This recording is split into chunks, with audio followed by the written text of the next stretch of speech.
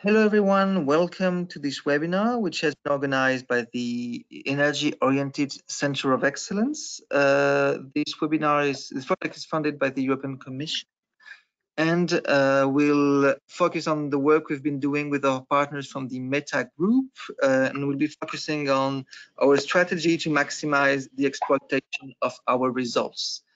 For those of you who have not been using GoToWebinar before, just so you know, as participants, you are muted by default. When you get the opportunity to speak during the Q&A session, please go under the participant tabs and use the button for ask a question or raise your hand. I will then open your mic so you can ask your question to the speakers. Well, that's it for me. So I'll let Andrea Quintiliani introduce the notions of exploitation for us. Andrea, you can go ahead. Thank you, Julien.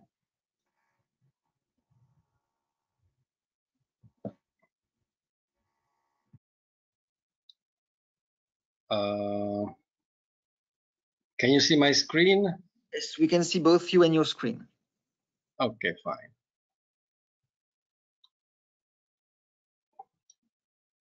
So mine is just a very short introduction on today's webinar. First of all, I would like to say 2 words about EoCoE. Project EoCoE is the Energy-Oriented Center of Excellence and is one of the currently 14 centers of excellence that were set up by the Commission. It is the second round. We are now currently in EoCoE-II and we are more or less halfway through. We have 18 partners in 7 countries, as you can see on the map. Well, the focus of the project is on energy, on how exascale can favor the transition from to renewables, to lower the carbon footprint of human activities. And so in one sense, it is really at the crossroads of 2 revolutions, the numerical revolution, where also the energy aspects are important, and the energy revolution. Just to give a glimpse on the organization of the project, we have 5 energy scientific challenges on 5 aspects of renewable energies, which are wind, meteor, materials, water, and fusion. These scientific challenges are crossed by the technical challenges that you can see on the left of the slide that correspond to our work packages, of our project is organized, and of course, given the requirement to go towards the exascale, we have selected just a limited number of the more promising codes to concentrate our activities. You can see them in the slide. So this is more or less, in a nutshell, what EoCoE is. And of course, in EoCoE, as in most of our projects, we try to do a wide range of networking activities, of activities in dissemination and in exploitation.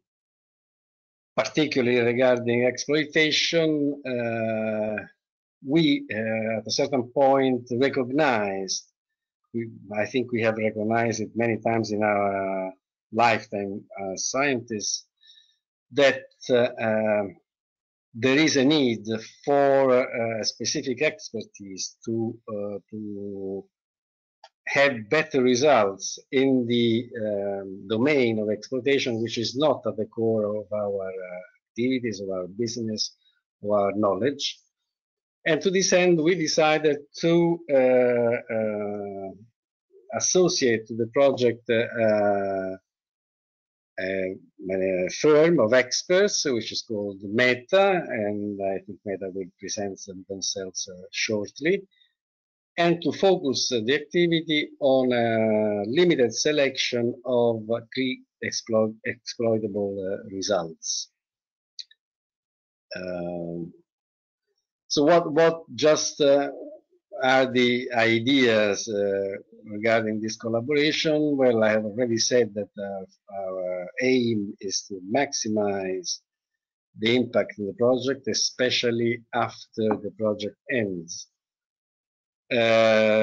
We adopt a wide concept of exploitation, in the sense that we do not think only of commercializing. This is not easy given the nature of our projects, that is at the frontier of technology, so it's not easy to have a direct commercialization. But we believe that the exploitation means also increasing the TRL of our solutions and technologies. And so we interpret exploitation in a wider sense. To this end, we ask our partner META to teach us how to work with an established framework and methodology. And as I said before, we focus on key exploitable results that we consider having the potential to be more easily exploited after the project ends. So this ends my introduction. The planning for the day is in this slide. We'll have META introducing the concepts and methodologies at the beginning, and then we'll have a selection of key exploitable results of representatives of the project that will present their key Rs. And then we have a second part after the coffee break, in which we will speak about the lean canvas and some experiences that have been carried out in EoCoE on this topic. And in the end, there will be an opportunity for questions and answers. I thank you for your attention, and give back the floor to Julien. Okay, I am now designing Andrea Di Anselmo as presenter, so you can go ahead with this talk. Go ahead, Andrea. Thank you. Good morning. Good morning, everybody. Thank you very much, Andrea, for the introduction. I'm just asking if you can see my screen. Yes, we can see both on your screen. Just so you know, Andrea Quintiliani, your webcam is still on. You may want to turn it off. Okay. So, perfect. Good morning to everybody. Andrea Quintiliani already introduced the topic, introduced the main frame. I will, let's say, go a little bit deep inside the concept of exploitation and provide, let's say, a quick overview on why exploitation is very, very important, and why it is very, very important in Horizon 2020, and why it is going to be even more important in Horizon Europe.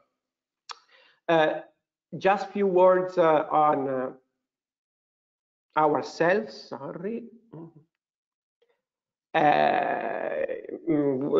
As Andrea said, META Group is a company who has experience in working with exploitation. We have been doing this over the last years, I would say the last 10 years, working with the European Commission since the Framework Program 7 in supporting research consortia in using their research results. We have been working at different level, even at the level of startup, spin-off, and also investing in early stage companies in order to help them out in going from knowledge to market. Just to give you an idea, so far we already supported more than 1,000 European projects in the journey that goes from the, let's say, development of the research towards the use of the results.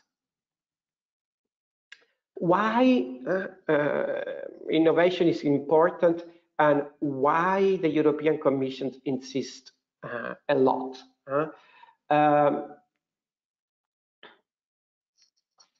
They invested a lot in research, but the situation so far, and this is called also the European dilemma, is that very few results are reaching use or the market.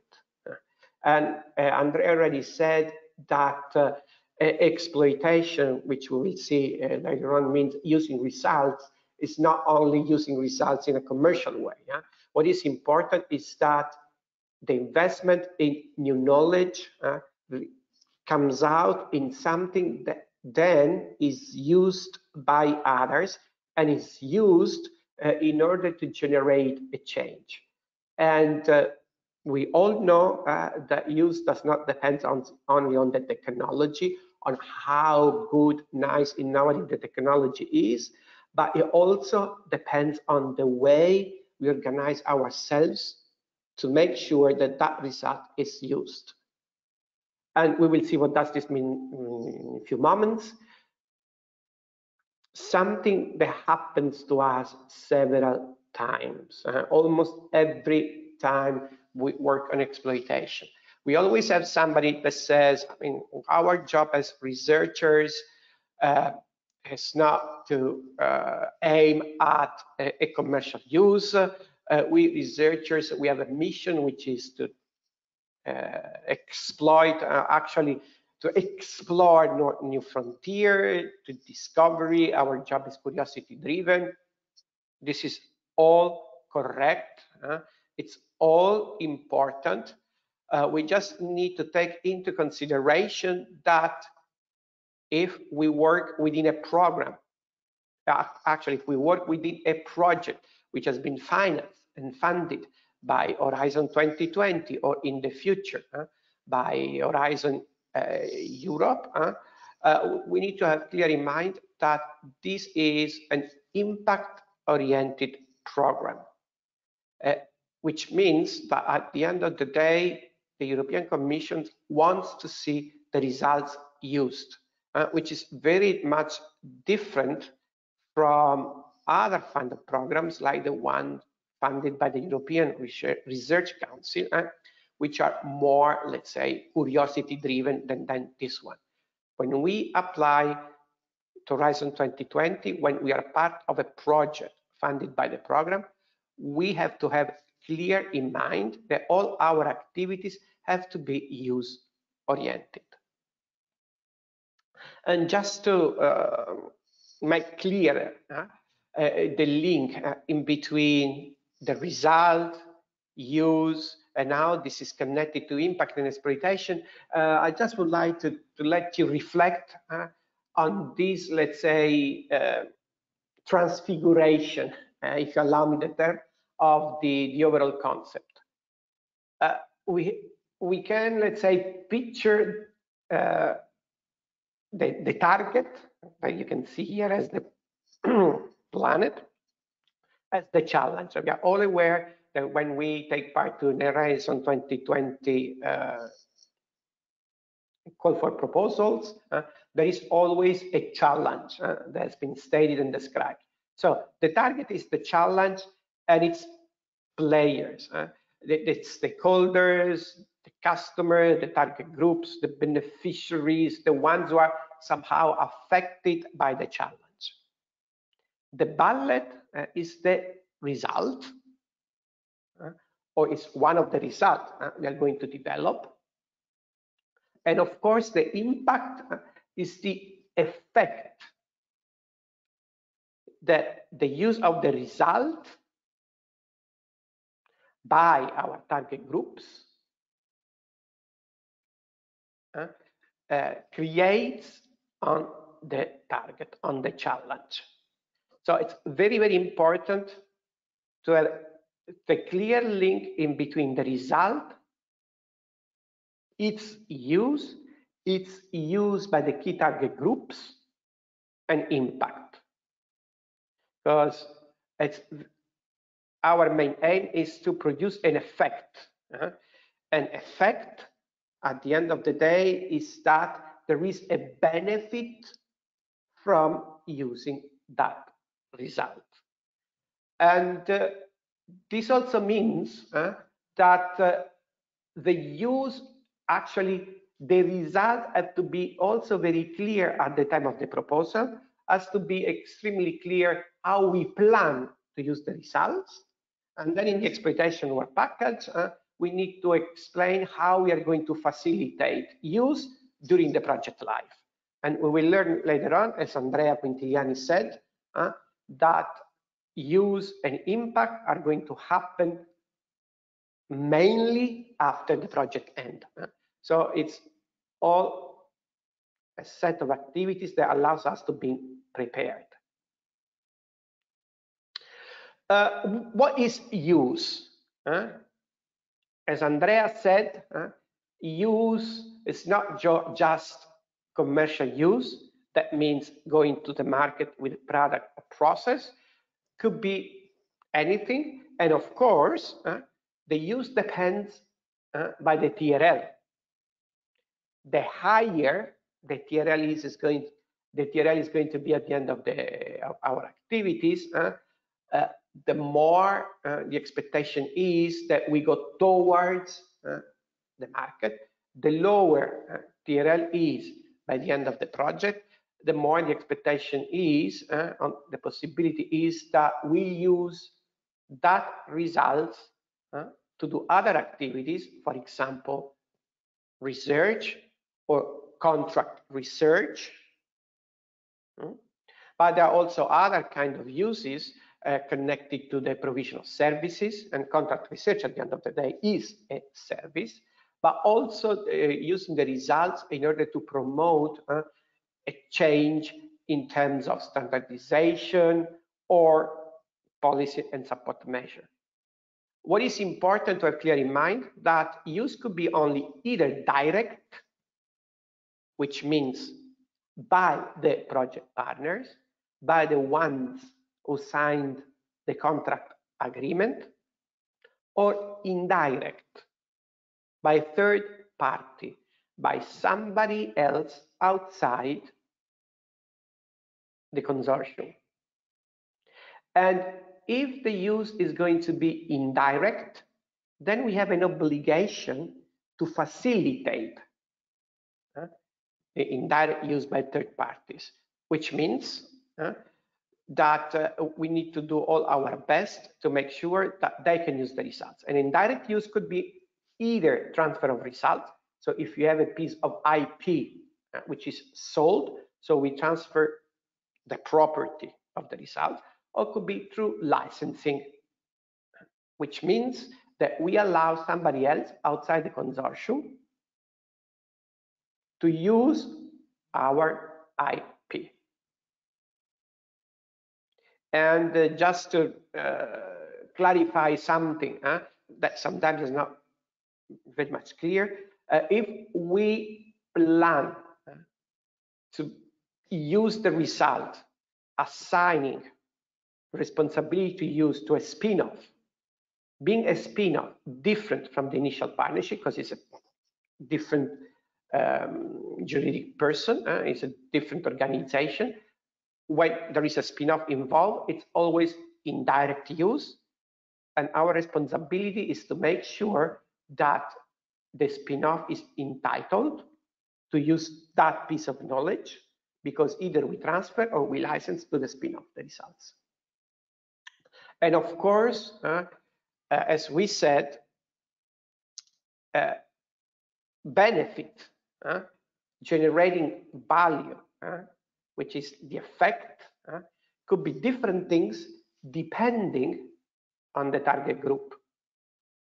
Sometimes happen to us to deal with public organization, not for profit type of partners, and they say our main aim is not making a profit. How can we exploit a result? Of course, there is the possibility to exploit a result, and not-for-profit organizations, for example, a municipality, can always provide better services to their citizens, or can improve, provide services in a better way. So generating a benefit of value, of course, is connected to revenues and profits and commercial success if the target group is a company, but it's also related to generating a benefit for the ones who are not a target private company like universities. And of course, every project partner always increases the internal knowledge of the organization, the value of its intangible assets. This is what we all do when we perform research. But in order to make this knowledge used, we need to make sure that this knowledge is shared, it's capitalized, is consolidated into, I don't know, a training course with training material. We cannot leave this knowledge tacit within the people, within ourselves. Just something I would like to highlight to you. Making use of results is a contractual obligation. It's not something that it's left on a voluntary base. It's a contractual obligation stated in the Article 28 of the grant agreement. Of course, this is not easy because, as Andrea said at the very beginning, exploitation is mainly connected to what happens after the project ends. So it's connected to sustainability, and not in terms of course, environmental sustainability, but mainly in terms of, let's say, financial and operational sustainability. We need to make sure that we are able to perform whatever we are supposed to perform, even after the project ends. We are responsible to make sure that that result can be used. Again, Article 28. And of course, there are many challenges related to the level of TRL. We know that in many cases, at the end of the project, TRL is still low, and there is the need to perform other activities in order to increase the TRL toward use. We know that the time horizon can be extremely challenging. Sometimes it's not even 3-5 years after the project ends.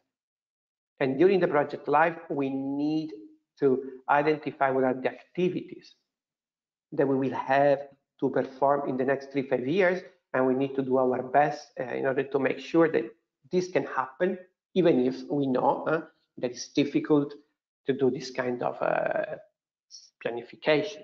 And of course, there are challenges which are not just related to the technology itself, but also to the organizational dimension, the legal dimension.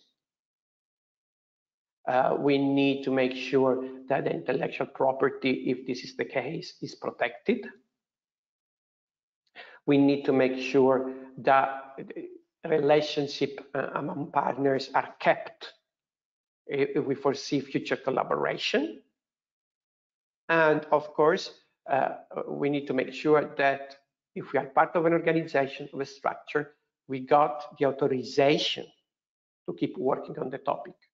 And sometimes we also need to make sure that there are business arrangements if there is a prototype to be validated, if there is collaboration with the private sector, with companies that is needed in order to increase the TRL or to go to market after the project ends. And of course, all this is related to the possibility to secure resources. And of course, among resources, we also need financial resources, and to secure resources for the time horizon we have in mind, and at the time we need them, which means in most of the case, the activities that needs to be performed during the project life. Of course,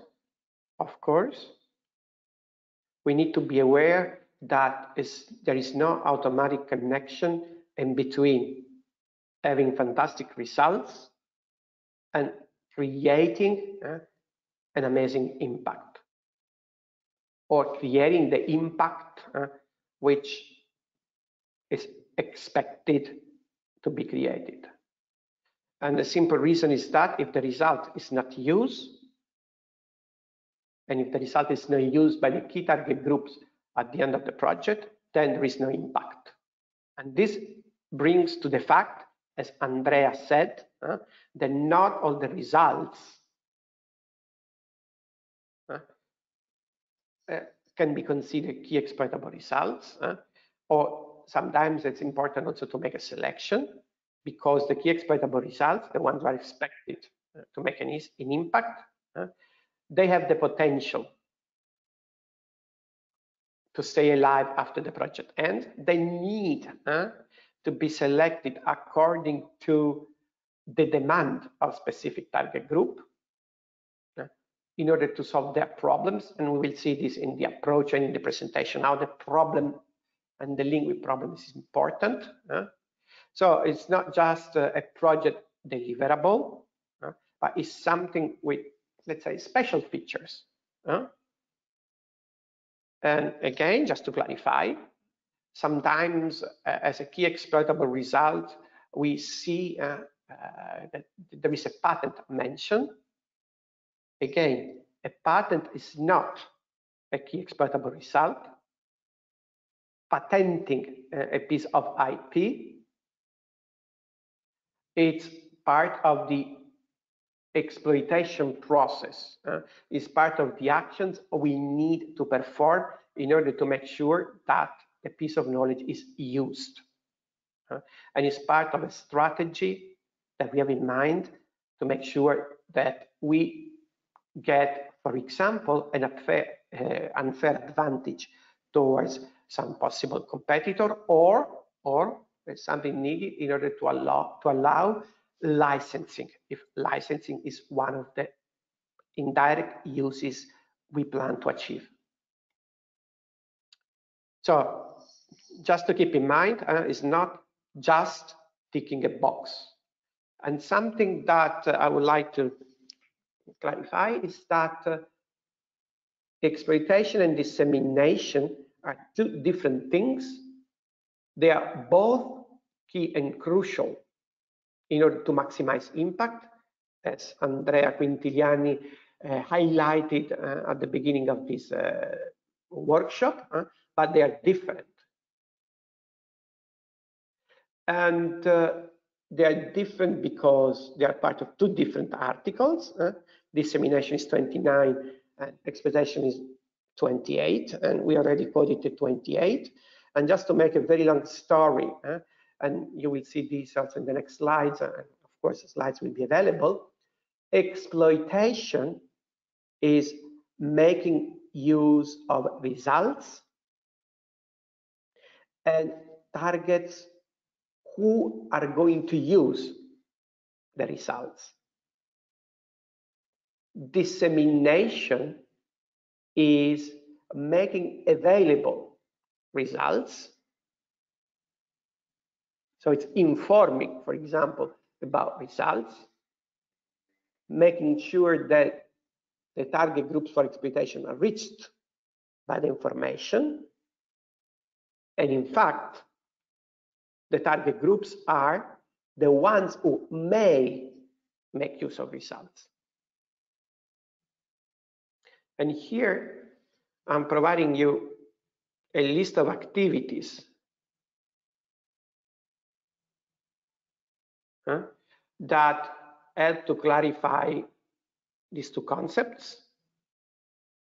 In order to be efficient and effective in dissemination, or in disseminating, we need to have identified in a clear, precise way the results, the ones who are going to use the results, and the use model. Because this is going to be the base in order to plan our activities to reach the target groups who may use the results. Here is some material from the European Commission, which helps either to better clarify this concept and the differences in between exploitation, dissemination, and also the important difference in between dissemination and communication. Because when we disseminate, we focus on results and on specific target groups, communication aims at informing a wider audience, and it's not just on results, it's also about activities and general challenges. It's what we do, for example, with our websites. Of course, the European Commission is aware that this is difficult. Andrea Quintiliani already said how within the scientific community, the concept of using result exploitation is just routine in these days. So the European Commission makes available services, and I've seen among the participants also some of the experts which are part of these different schemes made available by the European Commission. One of these, it's a new one, it's called Horizon Results Booster, and it's a set of services that help project partners in maximizing impact, providing support in terms of exploitation and dissemination, in terms of going to market, and providing even very specific services that go from IPR support, innovation management, definition of the business plan, access to non-EU funding, and also pitching, which is extremely important, and we may see later on why pitching is so useful. My recommendation is to exploit, if you allow me, these services, take advantage. These are provided at no cost for the project because they are paid by the European Commission. And as far as your Horizon Results Booster, you can quickly access from the website and request the services from there anytime, even if your project is ended.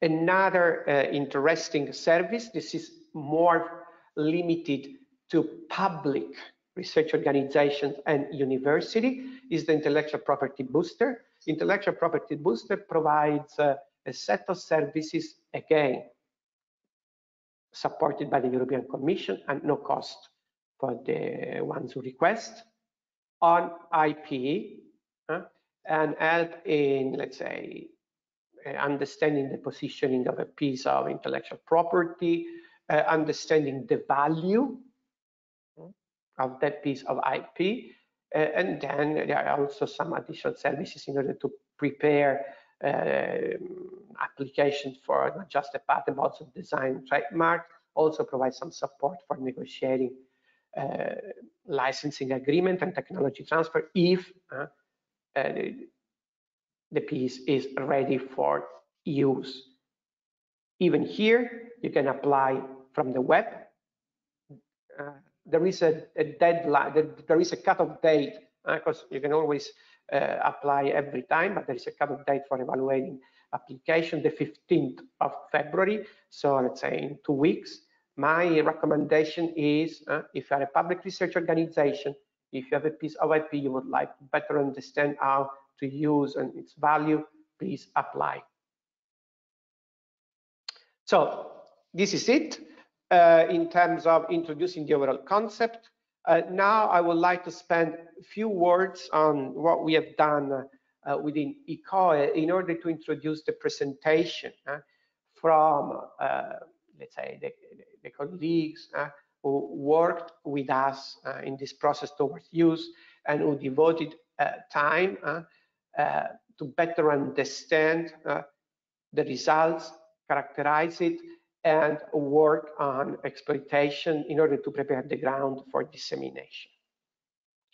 The first step is to start looking at what we do, our results from a different point of view, using a tool that we call characterization table.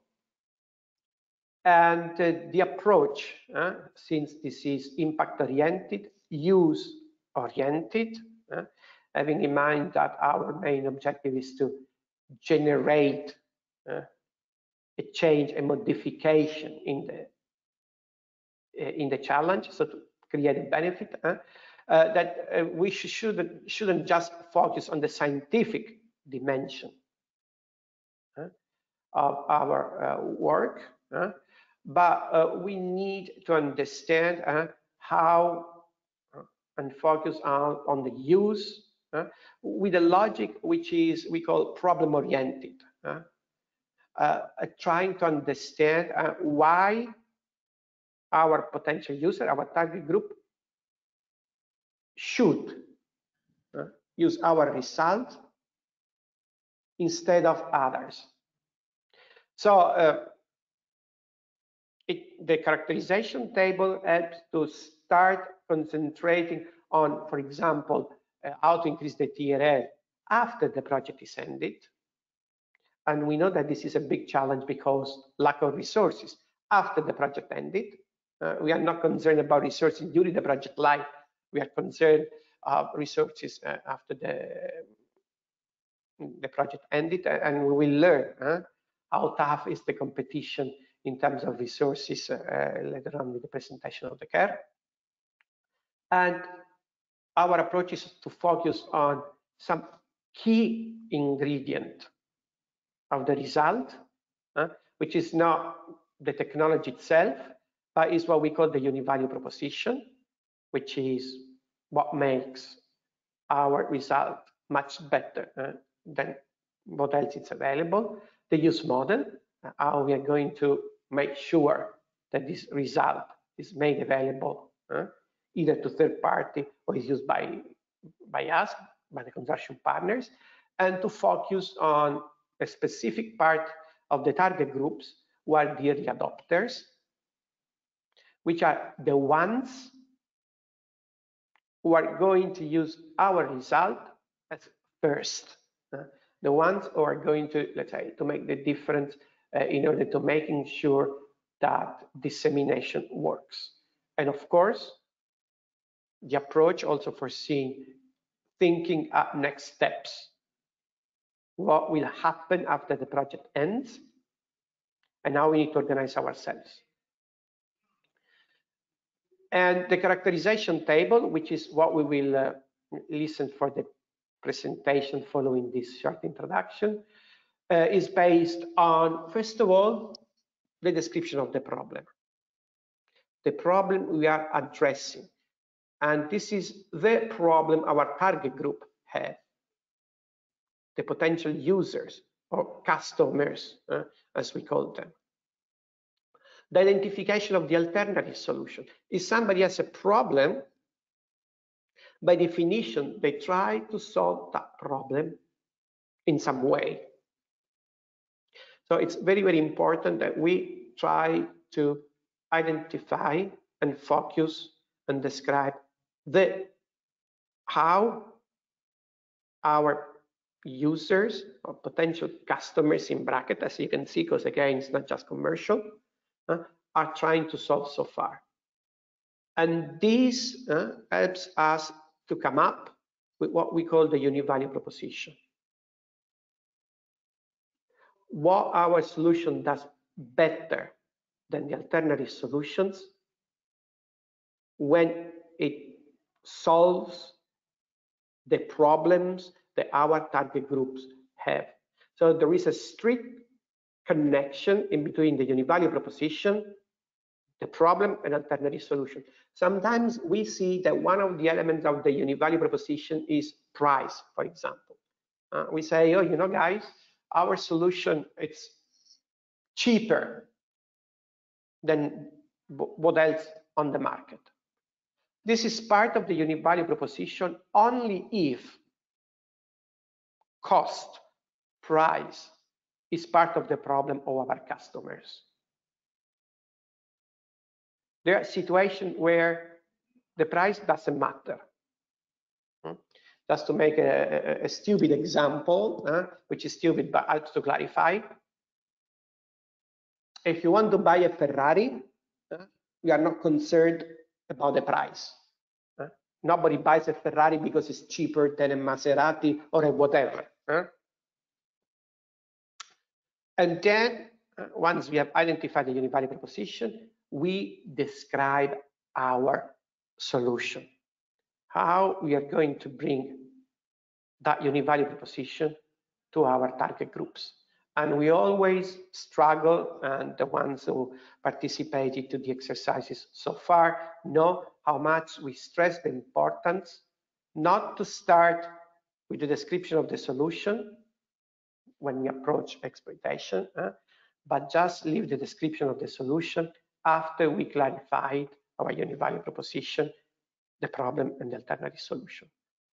Once this is cleared, then we can describe what the target market is, who are our target groups, and the more we are precise here, the better it's going to be, because the easier is going to make sure that things will happen after the project ends.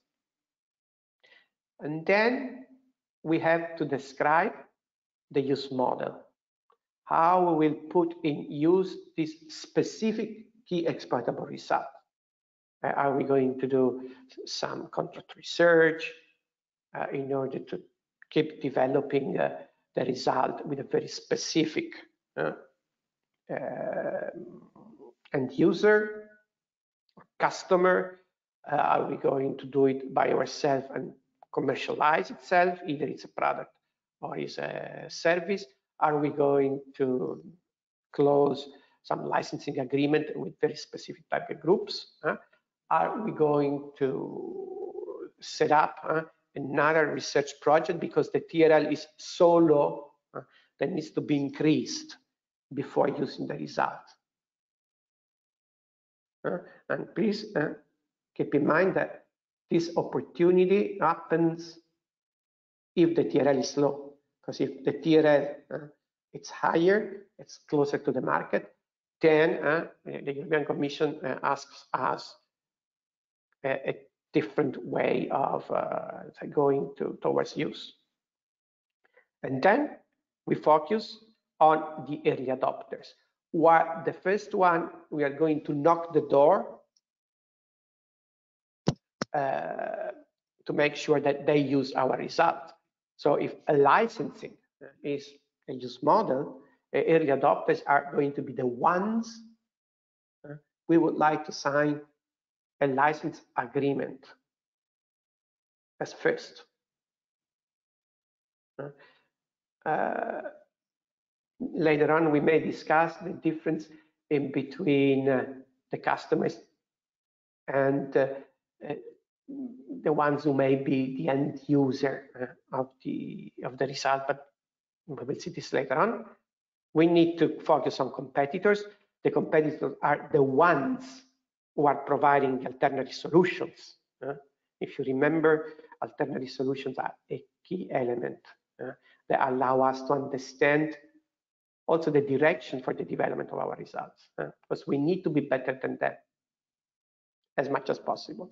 And then we need to look at what is next in terms of ownership of the results, background, foreground, which means what has been produced during the project life, and usually, actually, by default, background and foreground are defined by the consortium agreement, and usually there is the need to have a better understanding, a better agreement, especially in the foreground. So we always suggest to go back to your consortium agreement and look at what should be next.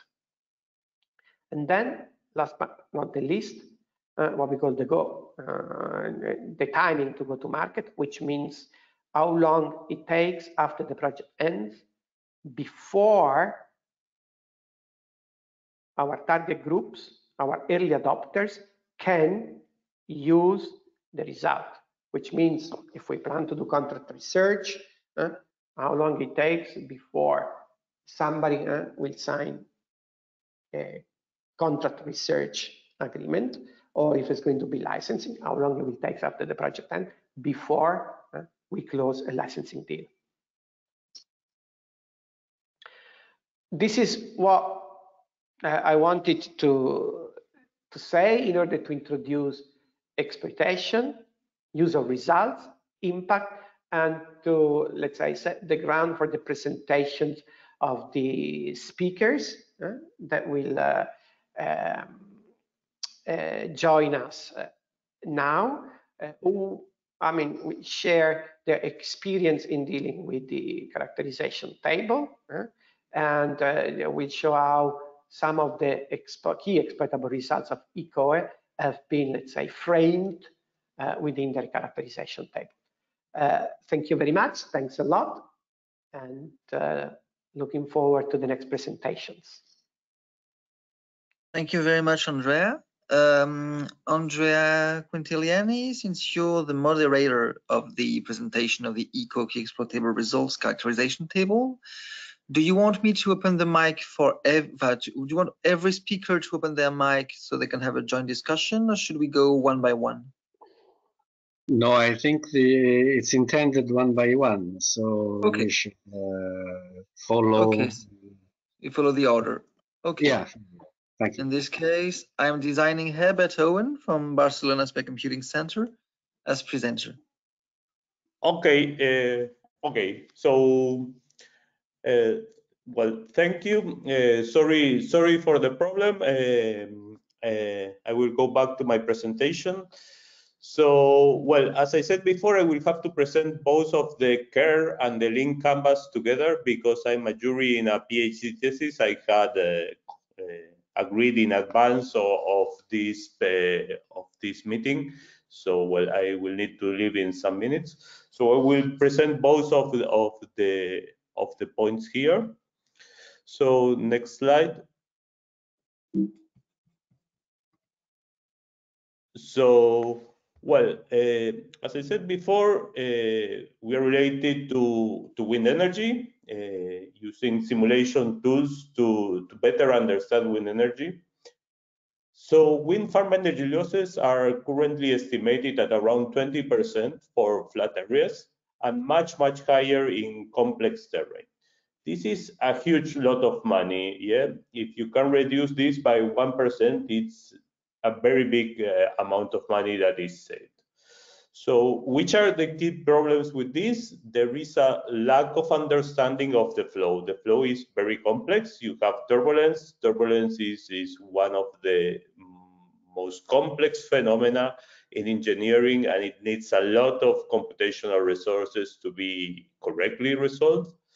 Then you also have the wind turbines with the rotating blades. Well, the physics is really complex. And there is a lack of understanding.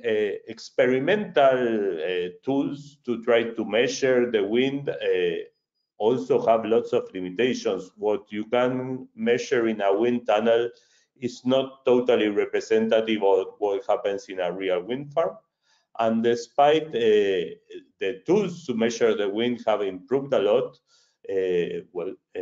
only with experimental tools you cannot have an accurate understanding of the flow. So you need a computational simulation, and this is recognized worldwide. And the power that is needed is huge to be able to understand this. So let's go on to the next slide. So regarding problems and existing alternatives, and here perhaps the most important thing is to identify who is the competition.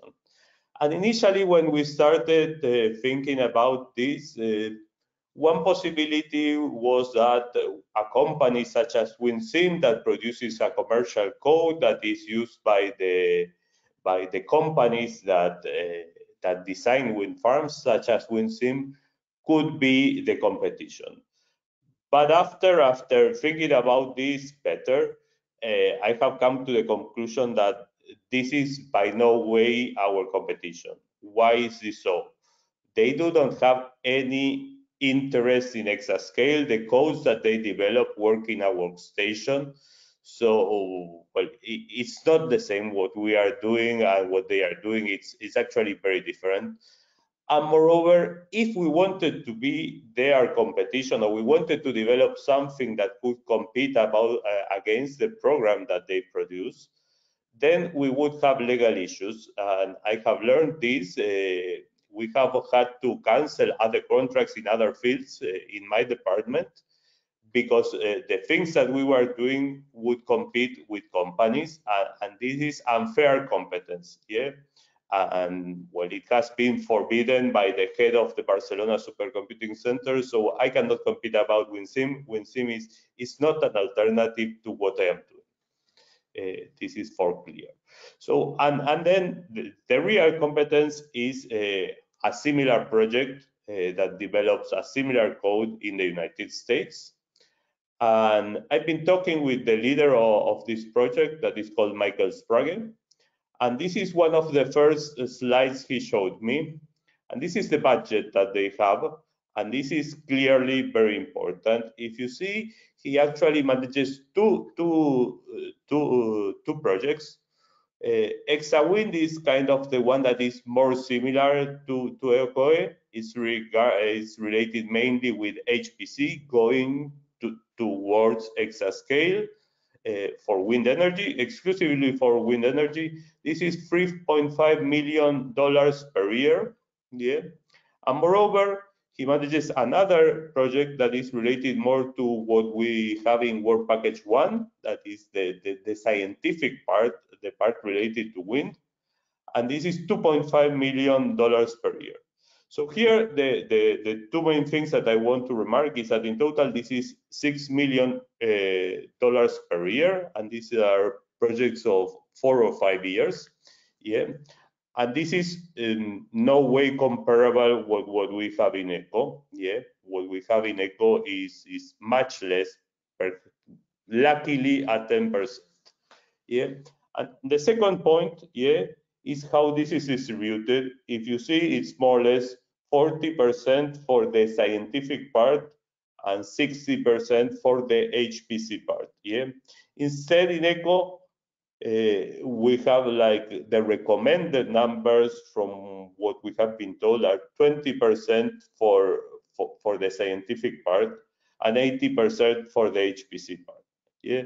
So if we want, our scientific part is smaller in relation and also much smaller. So when we compare our scientific part, it is much smaller than what they have. So please go to the next slide. Customer segments. So, well, this is something we discussed, yeah, with the META Group. And so the customer segments are clearly from two fields. One is wind departments in wind energy companies. Wind energy companies, I mean the companies that operate wind farms. Iberdrola is one of them. We have been working with Iberdrola for quite a long time. Actually, we started in wind with Iberdrola. And Iberdrola is a huge company. I didn't know until recently how huge it was. In the right-hand side, you can see a list of the most important wind energy companies I downloaded for internet, and Iberdrola is second. This is worldwide, so I didn't know how big the player I am playing with was. So this is one field, and here we are quite mature. Actually, Iberdrola uses our software, not especially the things that we developed in EoCoE, because the things that we develop in EoCoE are thought for the exascale, and they are still not in the exascale, but they use our tools, cheaper tools than the ones we are developing in EoCoE. They use it in their daily work. Yeah, they have access to our code, and we have implemented some very nice tools, pre and post-processing tools, so that they can use ALYA as an alternative to commercial software. Yeah.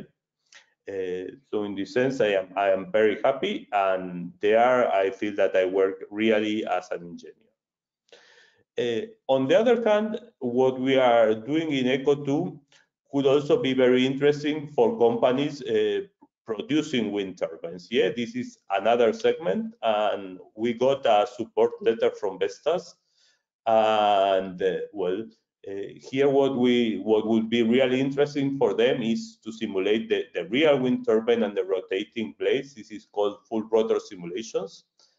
And well, I have been putting a lot of effort, huge effort, but well, it's very difficult to compete against the things that are being done in the US, and the main reason is budget. So then when we designed this table, and this was a word that the people from Meta introduced. They talked about donors. So they consider the European Commission as a donor.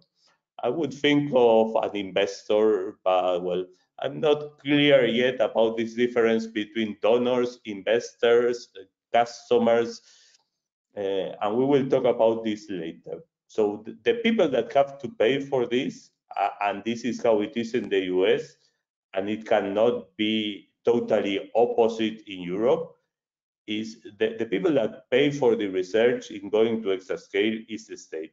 The companies won't pay for this. I have talked with Iberdrola, I know them, and they will not pay for the whole investment in going to exascale.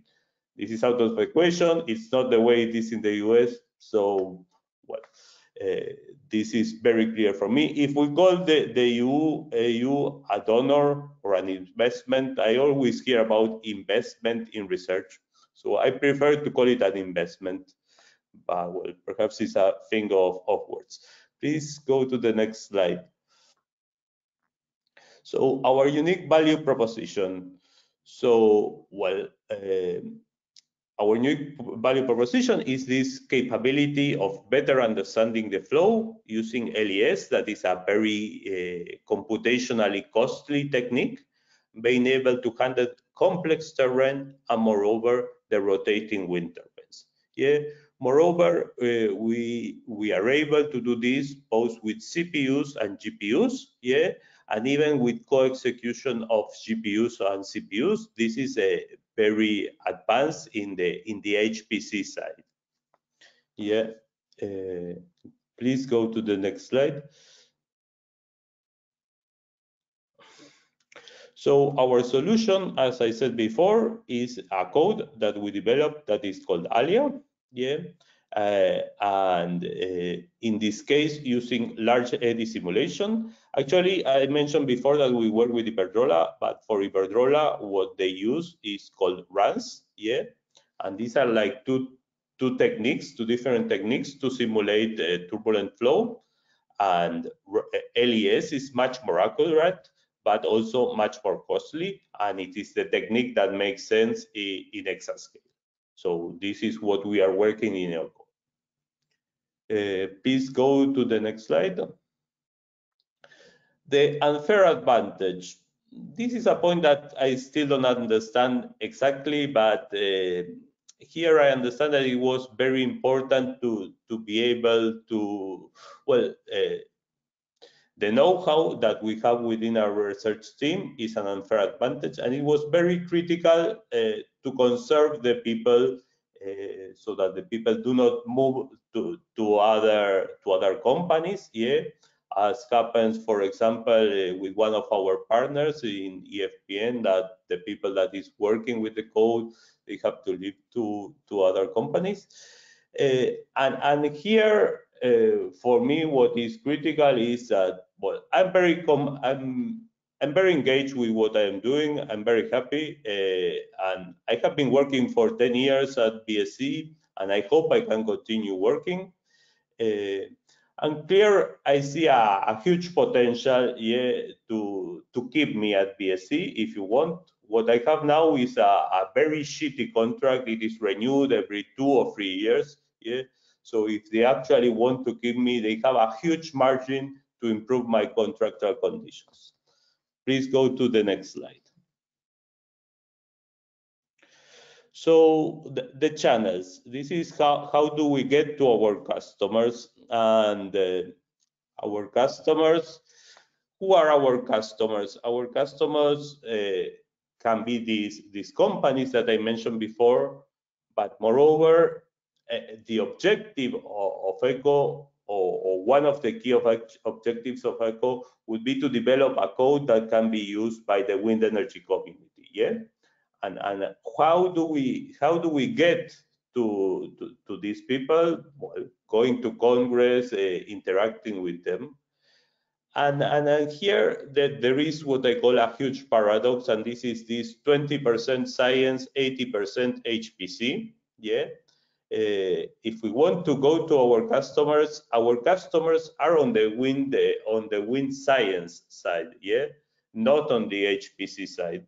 Yeah, and if we develop only 20% there, and what we can present is very green and done with a lot of effort and with very little resources, then it will be very hard to convince them to use ALYA. Yeah, and here I put some numbers. This is the budget that we have for the science side, the work package 1 in ECO. For BSc is 22 person months. That is around 36,000 euros per year. Yeah. Then there is something more to some other partners, but perhaps double of this, more or less, to have an idea. Yeah. And we have to compare this against $2.5 million in the United States. So, well, efficiency-wise, perhaps we can compare, but in the research that they can do and the one that we can do, this is 2 orders of magnitude, more or less. So it's very difficult, and this does not depend on me. Please go to the next slide. So revenue streams, yeah. Here, what we put in what we did with Meta is a new set of research projects funded by the European community. And I want to say, as I've said before, that there is no other way to compete against our main competition, that is ExaWind Atmosphere 2 Electrons project in the United States. Yeah.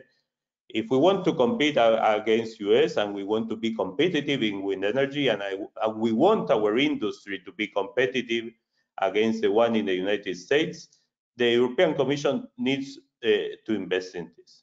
Yeah, we can do some provision of services and whatever, but then the budget, the real budget, cannot come from here. I'm sorry to say, and you look at our competition, and this is totally the case. Yeah.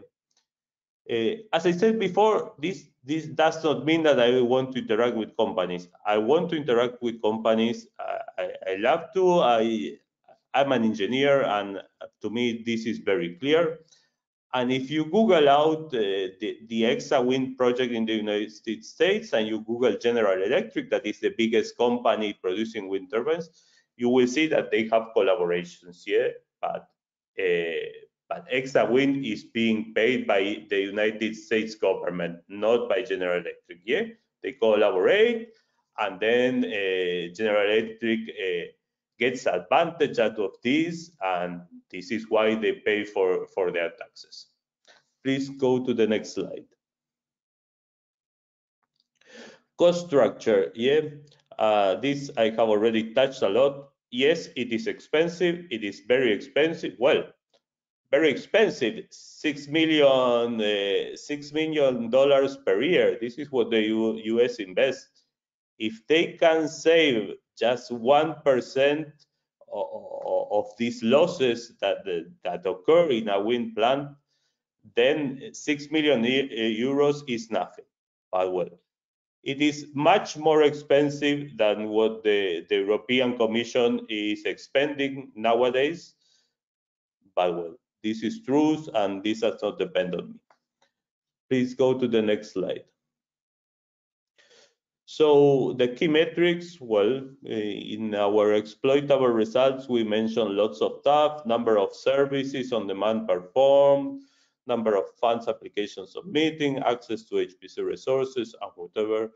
For me, the key indicator, if we can manage to do something that is somehow comparable to what is being done in the US with less than 10% of the budget, I am more than satisfied.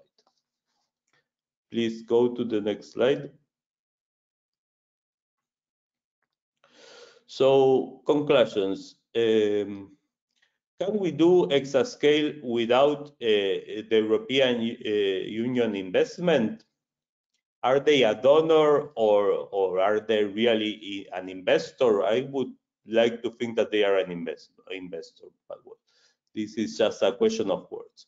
No, we cannot do exascale without the UE investment, and as I mentioned before, we cannot compete against the US if we have very different conditions to what they have. Will Iberdrola pay for the exascale? No, this is totally clear. I have talked a lot with Iberdrola, and they will not pay for Europe going towards exascale. They can contribute, but they will not pay. And as I told before, you can Google General Electric's and ExaWind, and you will find collaborations. Yeah, but ExaWind is paid by the US government. Yes. Are you interested in working with companies? I have already mentioned this. I am. We work with Iberdrola. I'm very happy to do this, but going to exascale is something that cannot come out of companies. And finally, I have filled this link canvas, yeah, and I feel that this link canvas that I have filled, or that we have filled, is designed for spin-off companies, yes. And after filling this link canvas, it seems that the conclusion that we come to is we want to do business as usual, and by business as usual, we want to be researchers, and that's it. I already mentioned that this is not my case. I am very happy to collaborate with companies, yeah, but the budget needs to come from the European government, yeah, and this is it. Yeah, these are some short notes that I put. Andrea Quintiliani mentioned we have to interpret exploitation in a wider sense. Yeah, but as I said, I believe that the link canvas that I filled is not prepared to interpret exploitation in this wider sense. The link canvas that I filled is the same as a company, and we interpret investment from the EU as a donation. For me, it's investment, but well, as I mentioned already, Andrea Di Anselmo mentioned that there are people in research that are not interested in working with a company. This is not my case, and I believe I made the point very clear that the price doesn't matter. Well, I don't know what this means. Is it totally clear that you can save a huge lot of money by just small better understandings in the flow? Yeah, this is accepted in the US. But in Europe, I believe it's not that clear, and the price, we want to do it by a very cheap price, and I am doing a huge effort, but I cannot compete against the US projects. I do my best, but this is all I can do. So well, these are my conclusions, and thanks. If anybody has any comments, I'm happy to answer them now because I will have to leave in some minutes. Thank you, Herbert. Andrea, is there anything you want to comment on, or should we move to Pasqua's presentation? Just quickly, I just would like to thank Herbert, because as usual, he has been extremely open. And again, I think this is very useful because helps to frame the challenges a project partner has to face. And of course, comparing the budgets and the challenges when we have to, let's say, fight against other researchers, it's an important component. He raised many questions, which are important point to reflect on. Just a little comment before going to the others. Investment and donation. I feel that Herbert is right when he says that the European Commission is investing. But as any investment, this is money put with the expectation of a return. And with Horizon 2020, return is that impact is generated and results are used. As Herbert said, I mean, use of results could be a wide a possibility of options, including, of course, continuing to do research. The only concern is that we are setting the, let's say, the conditions that the group is able to continue to do research if the TRL is still low after the EoCoE end. So I fully support the challenges Herbert highlighted, and this is also important in terms of EoCoE, just to represent the situation to the European Commission. This is also a use of results and sensitize them on the importance, if this is a key challenge for the industry, to devote more budget in the next programs. Thank you, Andrea. Thank you, Andrea. Thank you, Herbert. As planned, the next presenter is Pasqua Dombra. So Pasqua, I am designing you as presenter right now. Herbert, you may want to switch off your webcam. Thanks. Thank you. Could you see my screen? Yes, we can see you and your screen. Good. Okay. Good morning, everybody. I am Pasqua Dombra, and I am the scientific leader of CNR for the EoCoE-II project. And I also have the role of work package leader for the scalable solver work package in the project. First of all, let me thank the organizers of this meeting. It is the META Group for the time dedicated in helping us to communicate in the best way, I think, the exploitable results of our scientific works within EoCoE. So let me go to our tools. Our tools is named PSC Toolkit. That means Parallel Sparse Computation Toolkit. And it is a software framework composed by different components. The main libraries including in the framework are PSBLAS and AMG for PSBLAS. The framework is taught to make available all the functionalities needed to solve large and sparse linear systems on modern parallel computers. It is freely available from the GitHub repository, and we thought this software framework as a free software for all the scientific and industrial community. So let me say some words, a few words about the problem we intend to solve. Our users can be considered as a community that has some inability to solve large and sparse linear systems arising in numerical modeling and simulation on parallel computers.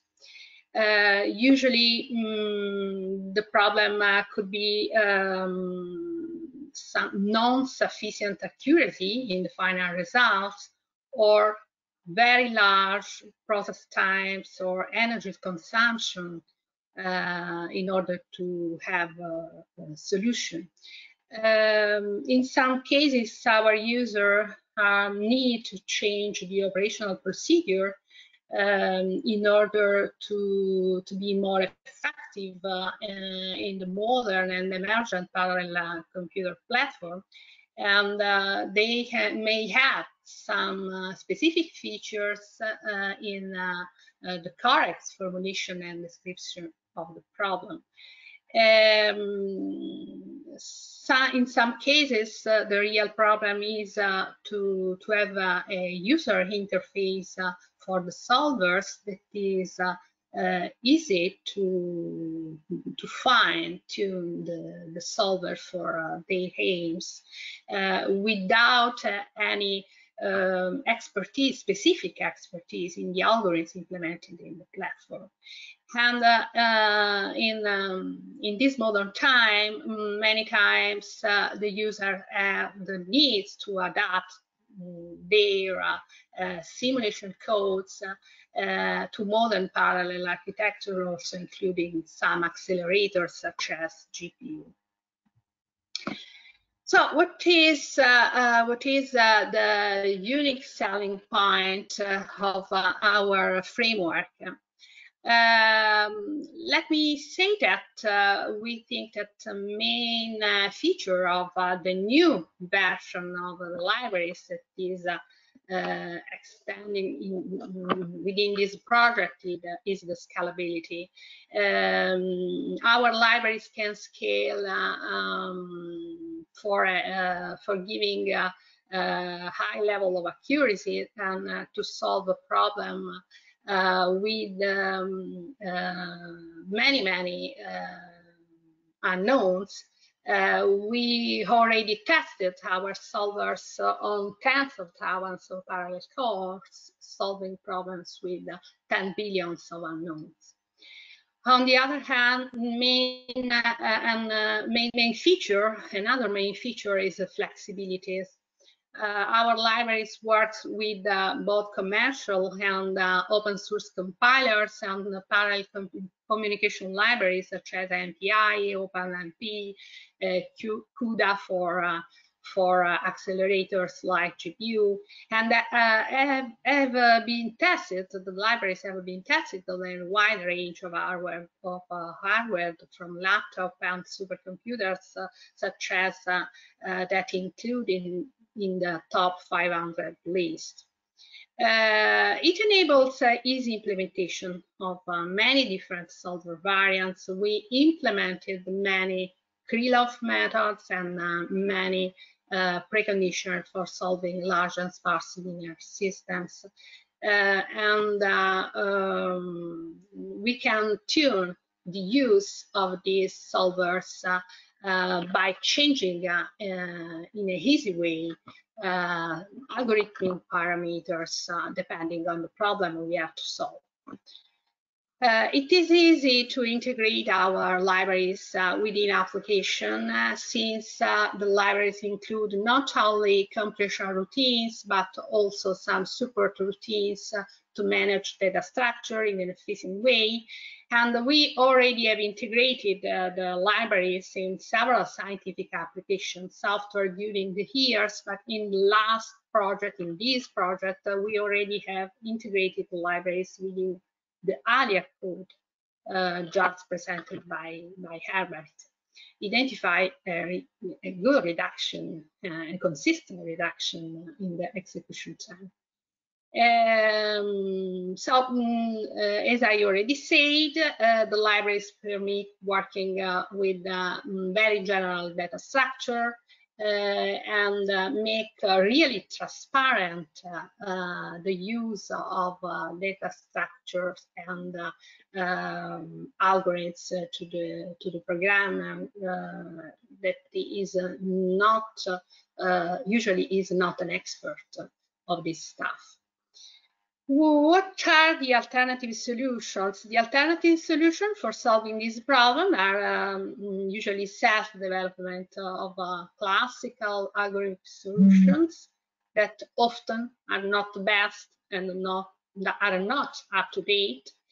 And some other alternative solutions are customized software or other available general purpose libraries developed by third parties.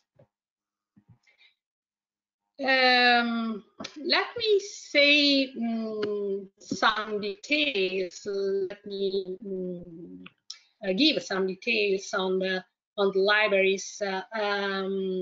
PSBLAS and AMG for PSBLAS is a multi-layer parallel software representing a software architecture including many different components which export different linear solvers and tools for the handling of basic linear algebra operations on sparse matrices.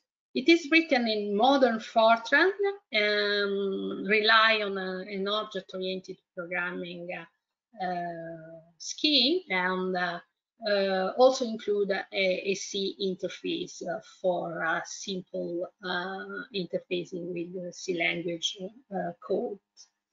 The software frameworks contain the computational routines for implementing in a simple way many of the well-known Krylov type linear solvers. And AMG for PSBLAS is the seeding package implementing algebraic multigrid recognition, including many different algorithms and in terms of smoother and AMG cycles and different coursing procedure. The framework also includes support infrastructure needed to implement data management and communication of data typical of a parallel application. The framework is modular and has a very easy to use interface for different level of expertise in terms of users. Main kernels are also tuned for efficient exploitation of GPU accelerators. Indeed, PSBLAS has an extension implemented in the CUDA language and programming models for GPU exploitation. What is our target? Our target market, we think it can include high-tech, small and medium enterprises, research and development departments in companies using simulation and numerical modeling in their operations. Until now, the application we have treated include fluid dynamic problems driven by partial differential equations, such as Navier-Stokes equations for turbulent flows, also coupled with reactive models, for example, in combustion applications. And we also started to use our software in order to do some spectral clustering analysis for community detection in complex networks. So our target can be identified in companies having problems related to the internal or external fluid dynamic application, and some other companies or research groups having the need to do large analysis of large graph and networks. Early adopters can be research labs on CFD and research labs on data science. Well, the competitors in our knowledge are some research labs which develop similar software frameworks, and these of course include some institutions from USA having stable and very large funds in order to develop and maintain similar software frameworks. On the other hand, there are also some companies such as hardware providers like NVIDIA producing similar products. Our model, our use model is based on open access license. It is our software is spread by BSD like free software license, and we can give some services related to consulting for developing customized version of the software libraries, and also to give some helps in using the software for application in terms of contract research.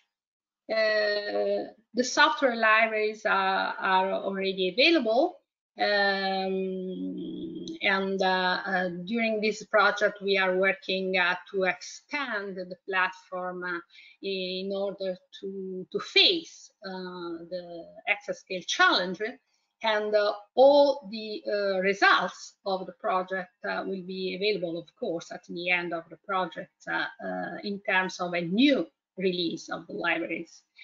The intellectual properties of the software are owned by the authors and will be the same at the end of this project. So that's all from my side, and I thank you again, all of you, for attention. I don't know if there are questions or comments. Thank you, Pasqua. Andrea, are there any comments? Again, thank you, Pasqua. Not a specific comment. Again, something for everybody. As you can see, when it goes to describing the result, each of us follows its own way, and this is perfectly fine. We will see also with the link canvas, and later on with the how to pitch, and Paweł from Poland, we will also give let's say a taste of the pitching exercise. How important is to fine-tune this communication to the audience, and how important is to make sure that the key messages, again, in terms of problem addressed, how our target groups are solving the problem so far, and explaining our unique value proposition, how we are going to be better in solving the problem of our target groups, are going to be crucial in order to be able to do a very efficient dissemination, which means at the end of the day, maximizing the impact of our project results, which is the main aim of the ACE 2020 project. Please. Thank you, Andrea. I am now designing Francesco Buonocore as presenter. Yeah, I'm here. Go ahead, Francesco. We can see you. Please. Okay. And we can see your screen. Perfect. And now I start the presentation. Now you see the speaker view, I think. Yes. And now you see the audience view. Yes, we only see the slide. Very good. Okay. Thank you very much, Julien. I'm Francesco Buonocore. I'm the leader of the scientific challenge Materials for Energy. Today I present the characterization table of our result. The result we want to exploit. Calculation protocol for electronic simulation of nano devices. The tool is, sorry, just a moment. Okay. The tool is our toolbox. Is thought for nanoscale optoelectronic device simulation.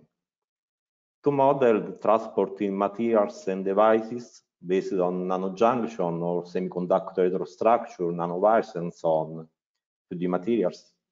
For application like design of third generation solar cells, thermoelectrics, and optoelectronic devices.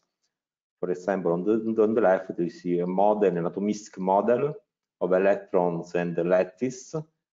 Starting from the ab initio model, we are able, by using a theory for the transport based on non-equilibrium Green function, to model the transport along in this case is an heterojunction. So, which are the typical problems that users have then when they want to model the transport in a nano device? The first problems are related to resources. For example, the amount of resources needed for understanding materials behavior to design the device, and the time and the resources needed for setting up the computational workflow. There is a lack of standardized interfaces because there is not a general standard for modeling the transport, and competencies are needed to control the solutions. You can't have you have a solution. You have to be sure your solution is the correct one, and you reach a good accuracy of the description. Then there is a lack of standard procedures to allow comparison and of analysis. You need computational resources to model with high accuracy, with good accuracy, the transport in your device. The user needs to access to reliable tools and protocols, and often the physical model is lacking in some aspects. The physical model are limited. The physical model used by the users. At the moment, alternative solutions are available. There are codes licensed by software houses like Synopsys, or codes developed by private firms with advanced functionalities as Omen and Nemo. And alternative solutions consists in customized procedure that make use of classical or semi-classical approximations, but in this case, the model is not accurate enough. So, the unique value proposition we propose with our result are ESA-scale capabilities with high computational efficiency, customized integrated approach, providing advice, protocol, infrastructure, access to a consolidated scientific base, and comparable results by test the workflow. And how all this is provided to the users is integrated like a service, providing access to HPC infrastructure. We are going towards the next generation of supercomputers that are pre-ESA scale or ESA scale. The service integrates the improvement of the code by increasing the parallel communications to increase efficiency. The service provides dedicated support to optimize the exploitation of supercomputing resources by the user, from the beginning of the model to the end of the workflow. Then the team is formed by experts in ab initio electronic properties calculations and green function formalisms. So this is the consolidated scientific base mentioned above in the UVP. And we are developing a test workflow covering from the density functional theory computation up to the quantum transport simulations. The service includes the performance of the optimization and the tracking of the various stages of the workflow using the AIDA platform. So all this is a toolbox that will be made available like a consultancy service. The view for the market. The target market are the big companies dealing with renewable energies, such as ENEA, for example, or big companies focusing on material research, Bosch, Toyota, ST, but also software houses planning to scale up to the ESA scale. Like example is here. The early adopters we think about are companies focusing on 2D materials in Europe. Competitors are the software houses, but often the software houses do not provide HPC capabilities towards the ESA scale. We recognize in the world 8 to 10 competence groups that they have comparable capabilities to ours. The go-to-market model, as I said before, is the provision of consultancy services, including contract research. The timing from the end of the project is 12 months, we think, and about the APR background and foreground as in the consortium agreement, but one of the institutions involved in this result joined after the start of the project, so we have to update to check the grant agreement of EoCoE. For this, I conclude. I thank you very much for your kind attention, and I thank very much the META Group that is helping us to increase our impact, the impact of our result. They are passed to exploit it, and they helped us to work to address this characterization table.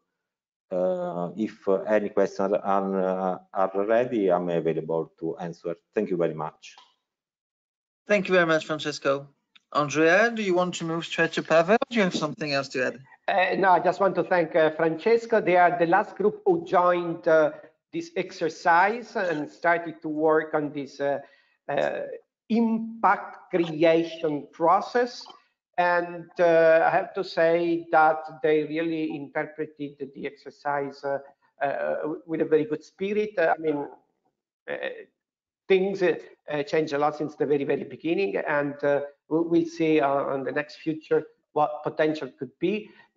Just to highlight with Francesco, thanks to the scheme, I mean, we also discussed the possibility for the next stages to apply to a new funding, which is an investment fund, which is aiming at proof of concept, and this is a possibility that was disclosed by this joint brainstorming. So thank you, Francesco, and let's go next.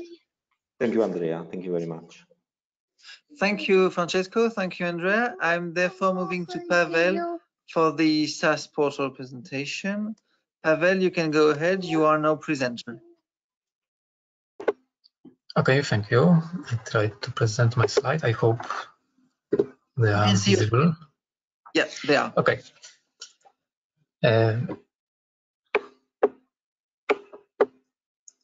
Okay, so I'm Paweł Wolniewicz. I work as a group leader in the supercomputing department in Poznań Supercomputing and Networking Center. In EoCoE, we are responsible for setting software as a service portal. And after several discussions with Meta, we went through, I think, all the tools from characterization table to the pitch. And I decided, and Andrea accepted it, that I can share also experiences with the tools, not only show the characterization table here.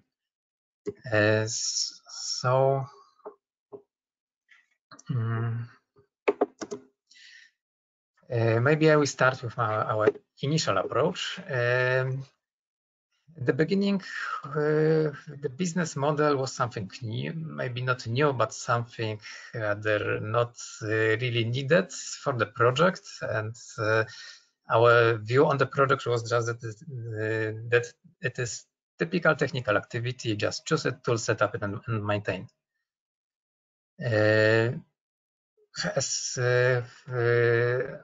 We also thought that it is typical scientific activity, that we don't need to make money, we just need to do science, help others to do science with our technical skills and computer scientist background.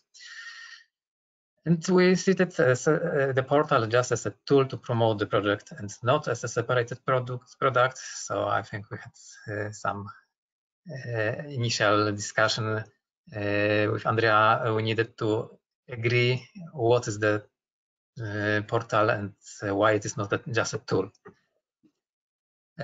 We did step-by-step evolution from description of work. We did it before before contact with Meta. Description of work coming from the project. We had described the project, the portal in the project, and then in deliverables. Then the first tool, characterization table helps us to somehow organize the things and somehow to understand the ideas, to open the view not only just on technical activities, but just towards exploitation. Lean canvas for me, it's just evolution of the characterization table, and the things started from characterization table and then maybe more focused on some activities, and a few things were added. But I think this step was reasonable, that first we needed to describe the product and then do something more. it's still a little bit strange for me why the canvas looks so. Maybe, of course, there is a rationale for it, but this jumping from one table to another is something I don't fully understand yet. And then roadmap. It's logical step after the lean canvas, and what is new for me it is that the roadmap should not focus on roadmap inside the project, but rather it is a roadmap for new activities, how we will continue to do implementation and how we will maintain portal when the project ends. So we need to have a clear roadmap, clear vision how to guarantee sustainability of it. So I will present the roadmap in a while, but it will focus not on the roadmap toward the ends of the project, but rather beyond. And then a pitch. Pitch was quite easy for me, maybe because we went through all these previous tools, or maybe because it is something we do very often, and we just present our ideas, we present our products, and the pitch is a very short presentation. We have a good guidelines from Meta how to prepare a pitch, and I think it is very reasonable to focus on a few slides, 3-4 minutes presentation, but that presentation summarizes all the necessary information. So the impression after discussions with Meta is that at the beginning we're too much project oriented, and we don't focus on the project but on the activity, on the goals, and project is only the mean to achieve the goal and the goal itself. Maybe important thing for us was that we should not think about the activities in the project, or maybe not only on the technical activities, how to do things, but we should have a vision, who will be the users, what will be the profits, how the products will be, what will be the usage of the products. And if we don't see any usage, so maybe we should not start an activity at all. So usage is the most important things. Another impression is that the business model is not just a boring obligation. Sometimes it happens that in the project we treat it so. It's rather a possibility to even open a mind a little bit and to find an opportunity how to promote things, how to have better products, and how to have a sustainability. So we moved from yet another project approach to an approach that we can have a sustainable product. And I think that Meta is thinking very big in the sense that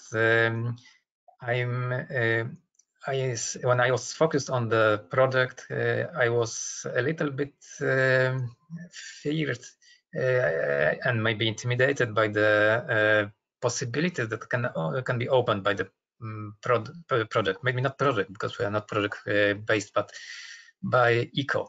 EoCoE is a center of excellence and can have a very big perspectives. And Meta is showing us that the perspective can be really big, and sometimes for me it is maybe a little bit exonerating, but Meta's approach is that we can take over the world, and I'm a little bit still a little bit fear about it, but maybe I should change it. My view. So it was a very interesting experience. So thanks a lot. And maybe I will present here not characterization table, but just a portal roadmap. As I said, this is the roadmap, how we can go beyond the project and what we can do when the project will finish, but activities should not finish at all. We can have two complementary directions. One direction is just to focus on infrastructure and to focus on how we can make our product better. There's of course always a place where we can add new functionalities. So we can stabilize the portal. We can add more support for more infrastructure and so on. And the second direction is that we can think how to make ECO and EcoSAS portal big. The vision is that it can be not only access point to the ECO software and not only connection to HPC, but maybe we could join our efforts that are conducted in the ECO in different work packages, and to prepare a platform that is research platform with functionality for co-development, and that platform could join all research teams in Europe, especially energy-oriented teams, so that researchers can work together and collaborate. Of course, the result of this collaboration can be another projects or better tools, but maybe we should think about this. So how we can use current state to achieve this? And of course, we currently have a preliminary version of portal that can be used for ECO.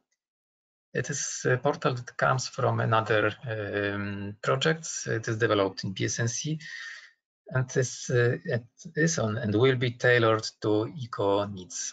There was some change that influences also the roadmap, because a few months ago we decided that we cannot use the third-party product. We cannot buy it and just adapt it to ECO needs, but we need to use our own developments and adapt it to ECO.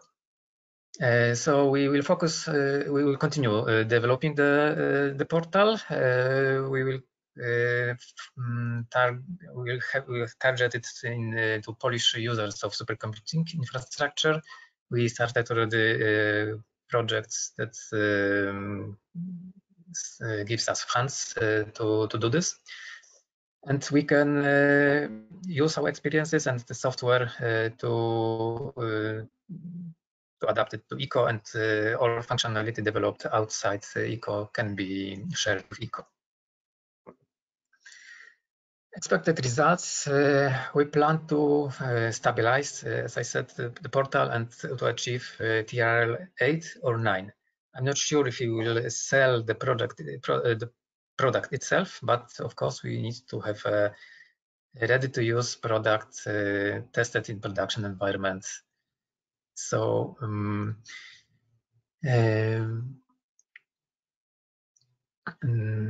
what we need is to answer the needs of different groups. Of course, our Polish users are reference group, and to develop portals so that it can be used by others group, especially ECO, but not only.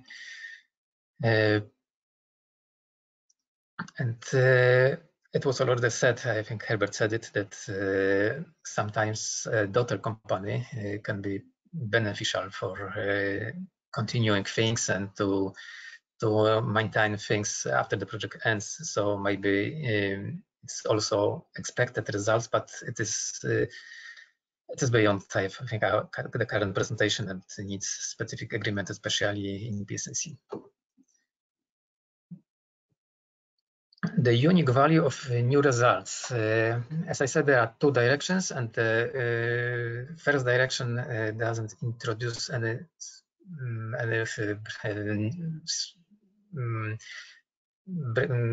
very new unique values, because the portal itself has already some unique values for ECO. Maybe not for ECO, but the ECO portal has some unique value. And the second direction is that the unique value can be if we manage to prepare a common collaboration platform. to not only run tests on supercomputing sites, but also provide a platform for collaboration to gather all international experts to work together. So if we can achieve this roadmap, so it would be really unique value. To do development, we don't need currently eco partners just to develop things. The portal will be prepared by PSNC and some Polish third parties. And of course, we need eco partners to put the contents. And I think I can say even we rely on eco partners because it is eco portal and the contents comes from eco, and we need support to add software, to agree on some rules and make a clear vision on the future. And as I said, the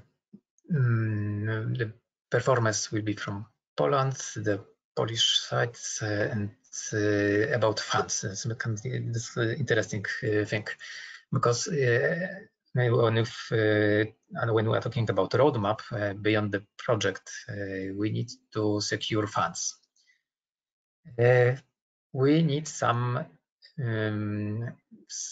FTEs to maintain the portal itself, to keep it running and respond to users. And we need to have some FTEs to provide new functionality. Definitely, we need some effort to do promotion and business, and it needs to be agreed in which extent we need to do this. But definitely, some funds are needed. Currently, we have funds to develop the portal. Until the end of the project, we have funds to tailor it and configure for eco needs. And then if we talk about sustainability, we can have funds for maintaining the portal just from commercial end users, because as I see it, I will show it in the Lean Canvas and pitch then later. We assume that portal can attract users, and the users that are that run satisfactory jobs using trial accounts, then can switch later to commercial accounts. Yes, the funds are already secured, and another way of finding sources is to apply for new projects, EU projects or national projects. And when the activity will start, already started, we don't need to wait for the end of the project, especially because we have another project that focuses on development of portal already started. So I think that's all for that slot, and I will present Lean Canvas in the next slot. So thank you. Thank you, Paweł. Andrea, a quick point. We are running really late compared to what we had originally. Yeah, I know, I noticed. I just would like to, just to thank Paweł, because he did a fantastic, let's say, wrap up and introduction to the next stage. And I guess it was a very useful presentation in order to let us understand how reaching impact and use is a journey, and it goes through different steps, and it showed how, I mean, the different tools has been used and how they contributed somehow in setting and paving the way for the sustainability of the use of the portal after the project ends. I'd just like to say that the portal, the eco portal, it's something really bridging exploitation and dissemination, and it's a very good example on how we should address impact. Thank you. Okay, can you see the screen? Yes. Okay, ready. I'm going to go quick to the presentation, to give then the floor to Paweł, I guess, that will do its own link canvas, and then he will give us a taste of the pitch. As Paweł said, the link canvas is a tool that helps in fine-tuning the initial brainstorm done with the characterization table, and is very useful to start identifying elements related to sustainability and to pave the way to the roadmap. Again, sustainability means how we are going to make sure that the project result, the key exploitable result, is used after the project ends. We are all aware with the situation, which is typical from the project logic. Paweł explained this very, very clearly. At the end of the project, we finish the money and we start asking questions to ourselves about how we are going to raise the money needed to get things going. So who is going to provide us with funds, or who is going to pay us because we are performing contract research, because we are aiming at licensing, or because we are willing to go to market with a piece of equipment or with another kind of service.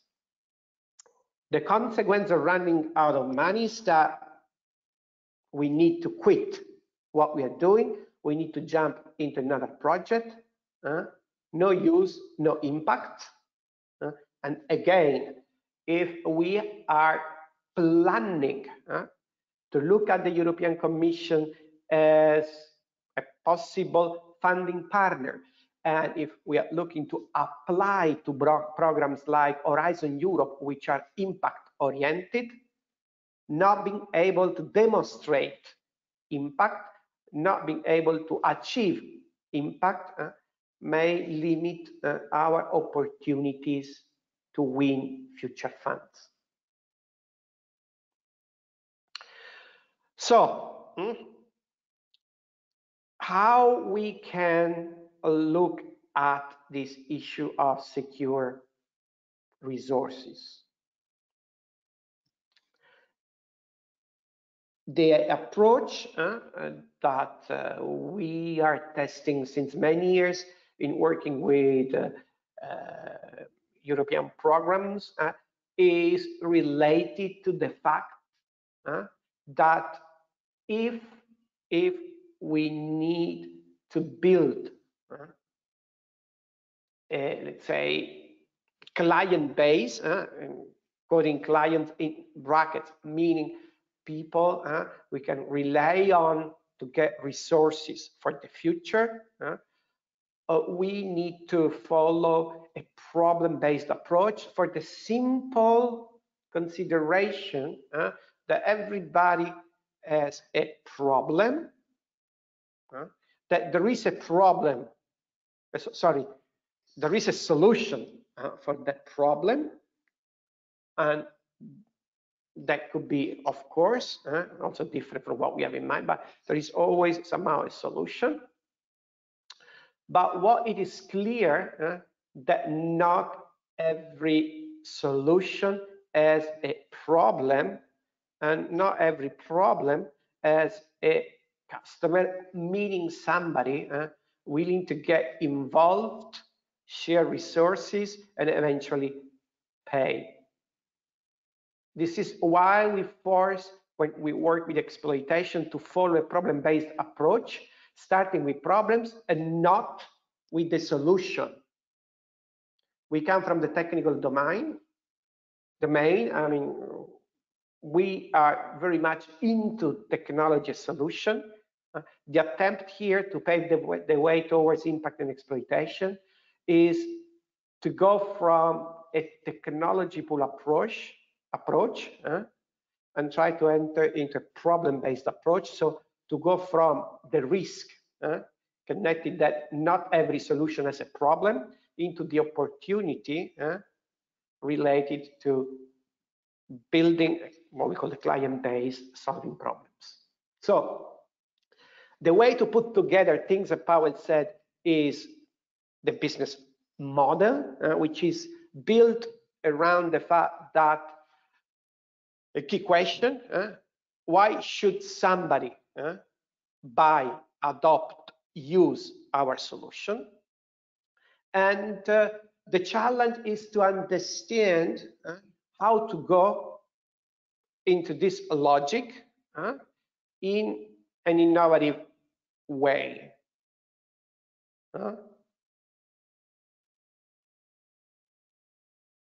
And how to do this, knowing that we have a knowledge to exploit and we have a background that can be used, and that things, if they are well planned, they have an impact. And how to approach this challenge? We are all scientists. We use the scientific method when we perform our, let's say, technical job, but we forget that we can use the scientific method also to approach the business model. And the business model is a tool that helps us to find the logic behind and guide us in, let's say, a better design towards sustainability and impact. Again, scientific method. We pose assumptions and we need to validate assumptions. And here we need to ask 4 key questions in order to validate these assumptions and make sure that things go as we thought. So again, what is the problem our potential customers in brackets are going to solve? Of course, who are they? And this is why it's very important to focus on early adopters, because we can ask them and validate with them. Understand how they solve the problem now, and then validate how our solution is going to solve their problems much better than they're doing now, which, if you think art, may sound like also innovation, because at the end of the day, this is also defining how innovative we are. So what is the thing that brings all this together? It allows us to focus and to prepare the next step towards the roadmap and the pitch, is the Lean Canvas. It is true that the Lean Canvas has been designed for startups by Ash Mahuya, but since it has been designed for startups, and startups are new things, startups are new things are teams that have the ambition to solve a problem much better than others, and they have the ambition to bring a benefit and create an impact, then the Lean Canvas can be also used, of course, interpreting it to the challenge of exploitation and making sure that our research results are used. The Lean Canvas is available on the website, it's easy to download, but what is important is that it's approached using a logic and a scientific method, which means validating our assumptions and validating with early adopters. What is important is that when we start using the Lean Canvas, we follow a logic, as like Leon Battista Alberti follow its internal logic of harmony, and we focus on problems and problem owners, the customer segments. And then we focus down the early adopters, who are the ones who feel that problem harder.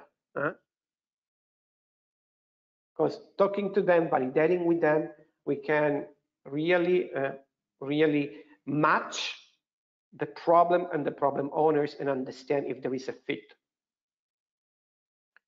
And then once we have identified early adopters, we can investigate existing alternatives, understanding how they're trying to solve that problem today. And at this moment, we can focus on the unique value proposition, highlighting what makes us standing out, which means highlighting how we are going to solve, actually how better we are going to solve the problem early adopters have, much better than alternative solutions. At this point, we have all the information needed to describe our solution.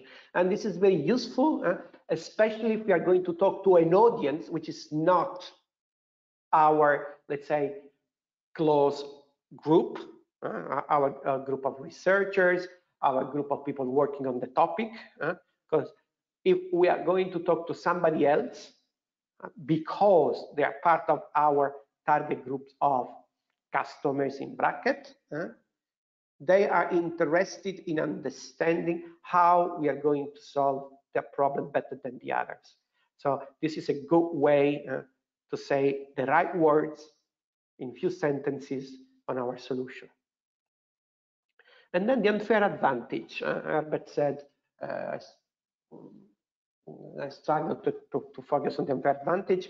Unfair advantage, it's stating what we have, and it's difficult to be copied or bought. And of course, our most important unfair advantage is the knowledge we build, but then we need to make sure how we protect it.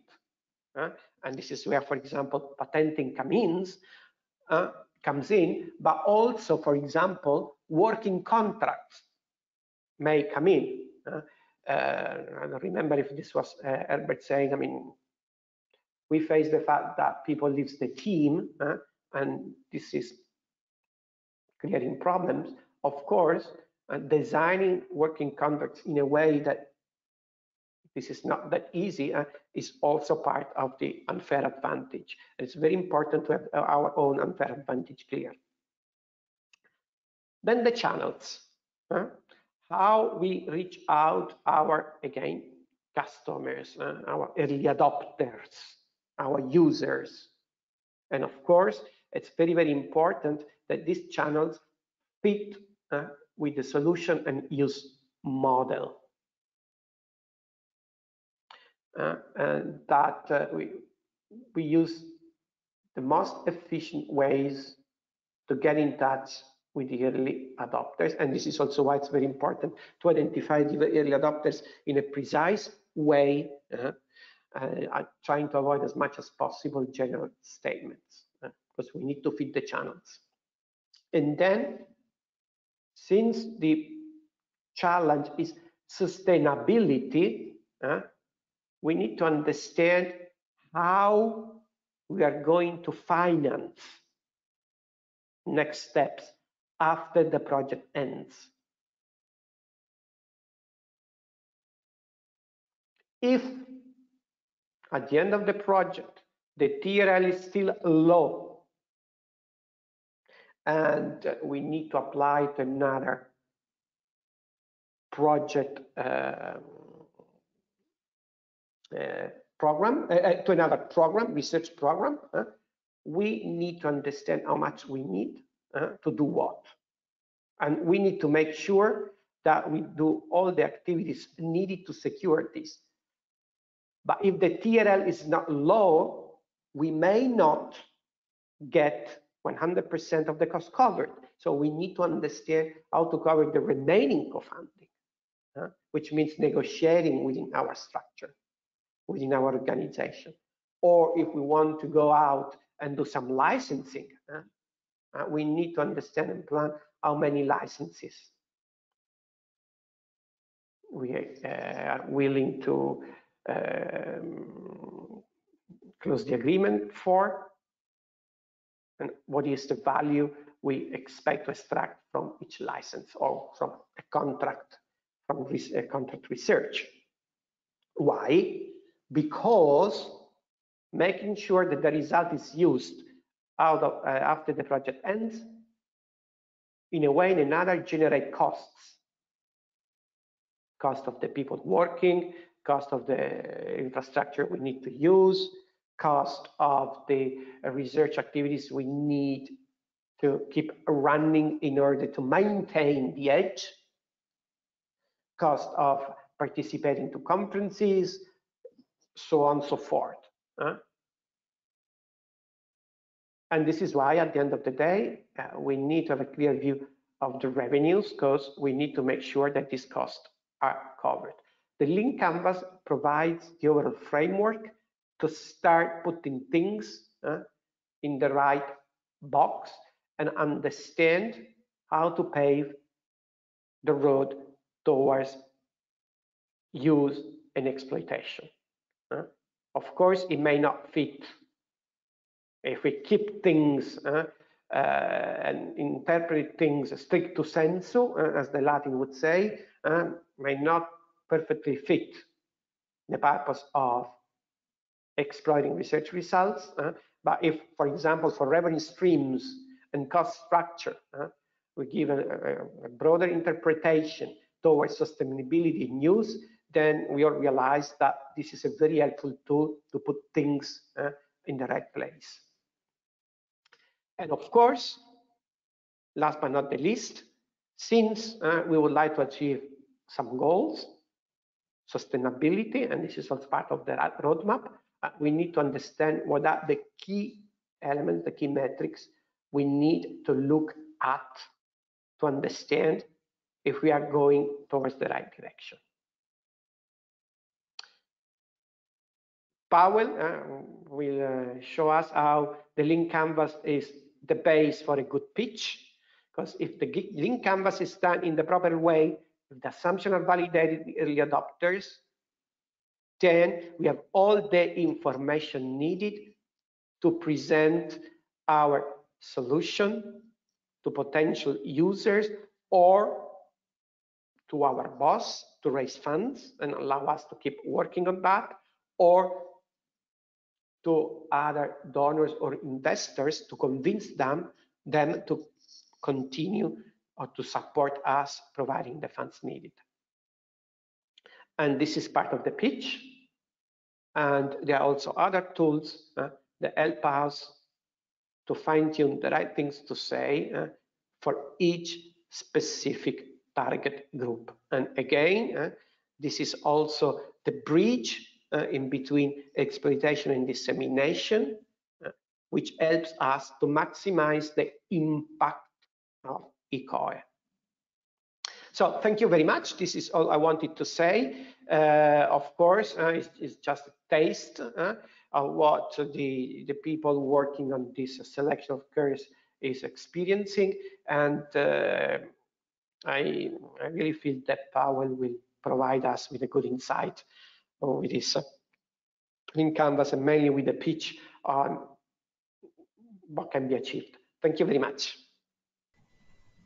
Okay, so let's keep Lean Canvas, and I will present just the pitch, and I'm sure you will recognize that some slides just correspond one-to-one to some parts of Lean Canvas. Not all, but at least some.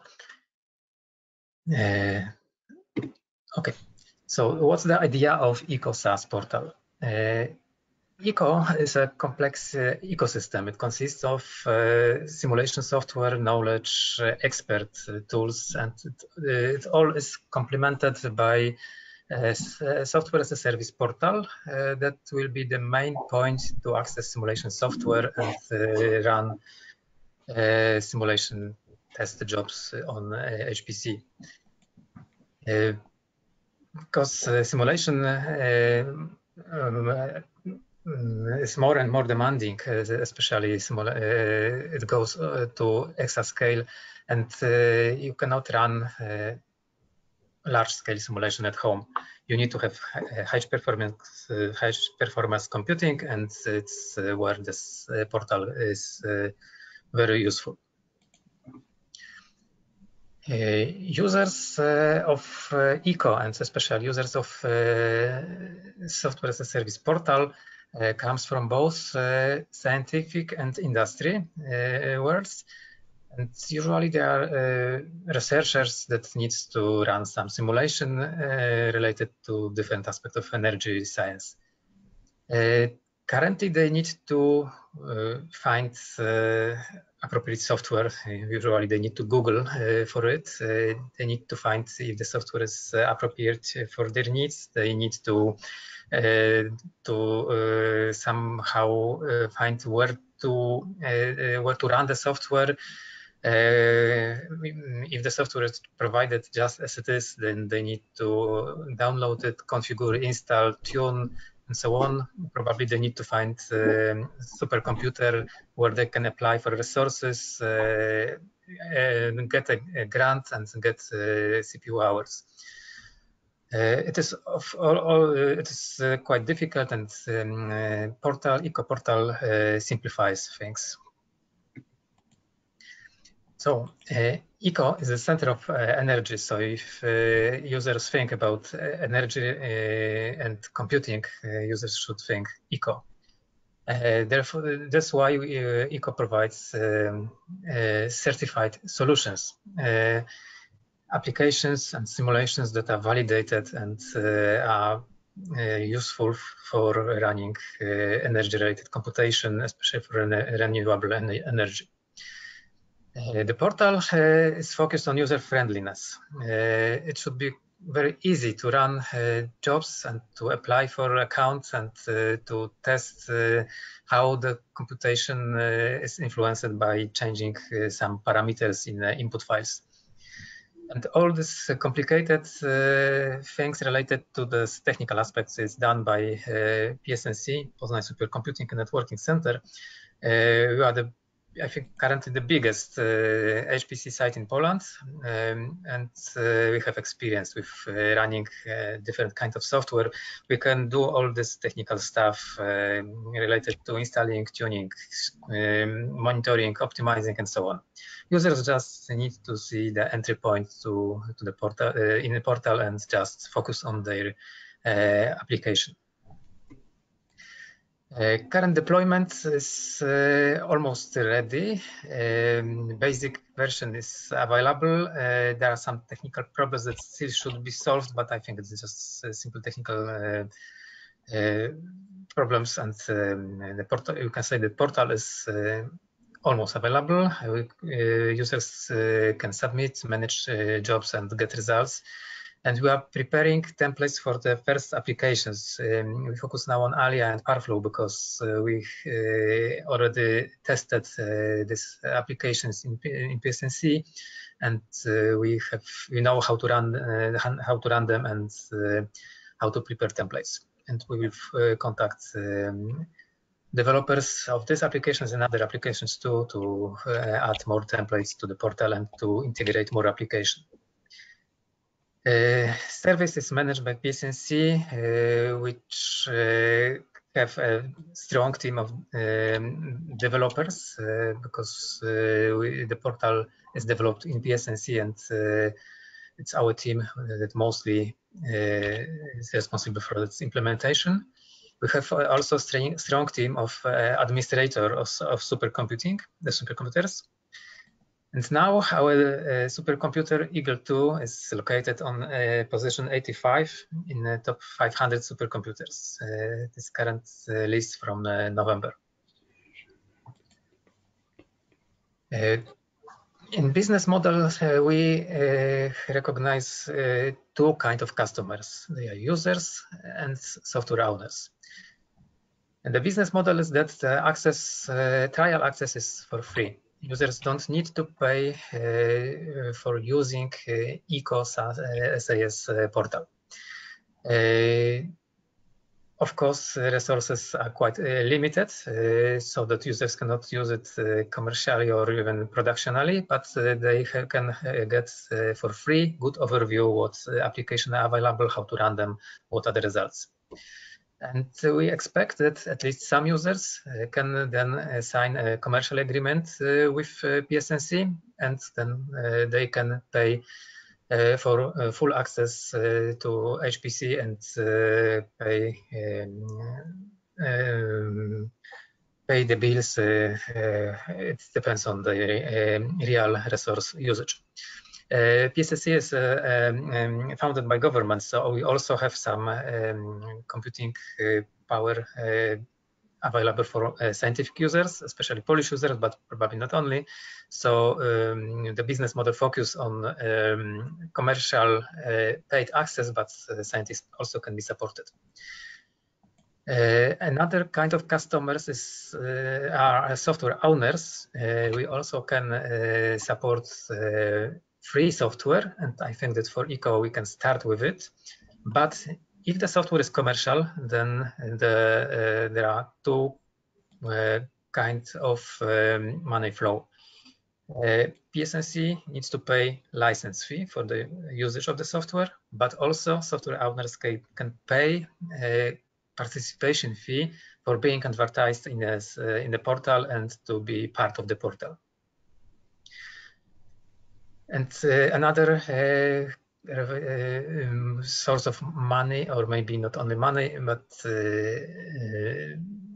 support is from EoCoE. Currently, we have still project funds that can be used for tuning the portal and prepare EoCoE instance.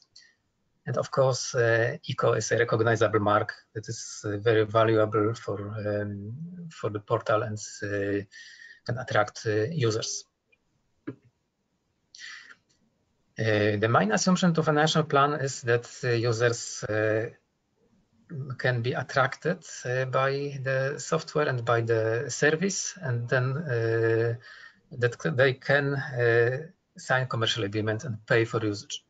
And from this income, PSNC can dedicate some amount of money to maintain portal and advertise it. The cost is, of course, divided into several parts. The significant part is cost of development, especially in the early phase of the setup. But as we cannot finish development, we could improve the portal, and we could add new functionalities, respond to the request of users. Development will continue. Another cost is maintenance. We need to have administrators that can take care about the software and respond to users' requests. And of course, cost is also infrastructure. We can dedicate up to 100 cores available for users' jobs. It's average. We can dedicate sometimes less, sometimes more. It depends on the requests. It's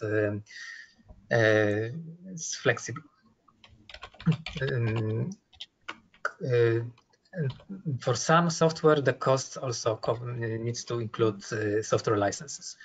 For free software, it is not the cost, but we can integrate also commercial software.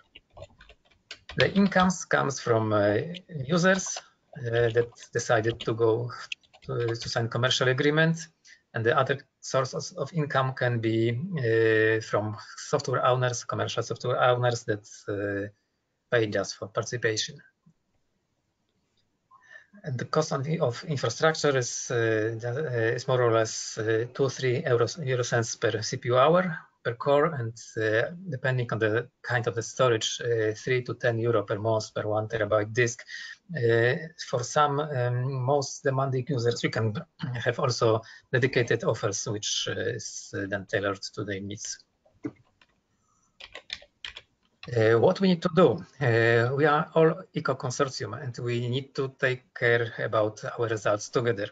So the first step we expect from software owners is to help us to integrate applications.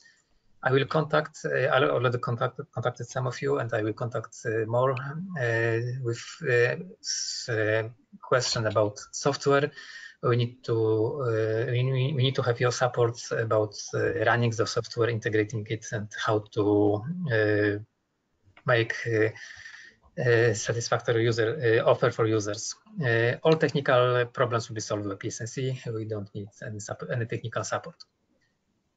Then we need to agree how the portal will work after the end of the project. It concerns not only the portal, but I think the general consortium at all. And we need all together disseminate the portal, not only the portal, but the EoCoE-consortium and EoCoE results to all interested parties. So the conclusions, the EoCoE portal is almost ready to use. It will be available for users very, very soon. And we need to think about future. This is my last slide of the presentation, so I can find in Google how to finish a presentation. There is a lot of web pages how to finish the presentation, but there are not many helps from Google how to finish a project, and maybe because we shouldn't finish a project. We are Center of Excellence. We should have a product, not project, and we should run it together. So we need to take care about sustainability and think about how to do the best Center of Excellence in the world. So thank you.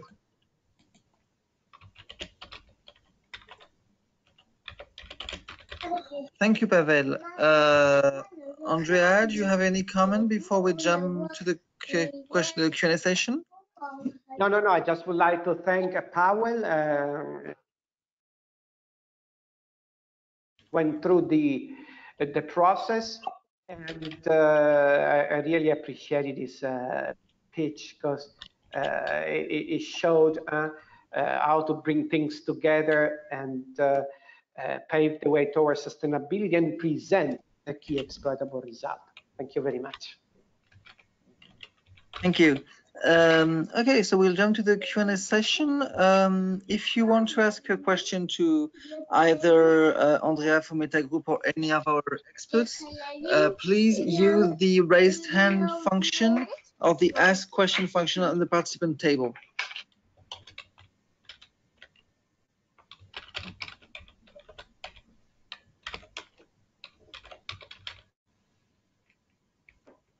Miss Anne-Bernard Bedouet, you had a question to ask? Yes, good morning. It was I put the question in the chat. So what's happened when the problems from the key exploitable results, sorry, it was a mistake for me, are different from the problems from the value proposition canvas?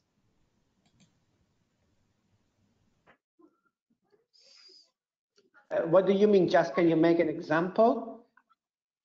For example, with the research person define key exploitable result, and in the meantime, another team, for example, the market assessment team, develop the value proposition canvas from the stakeholders or the potential stakeholders.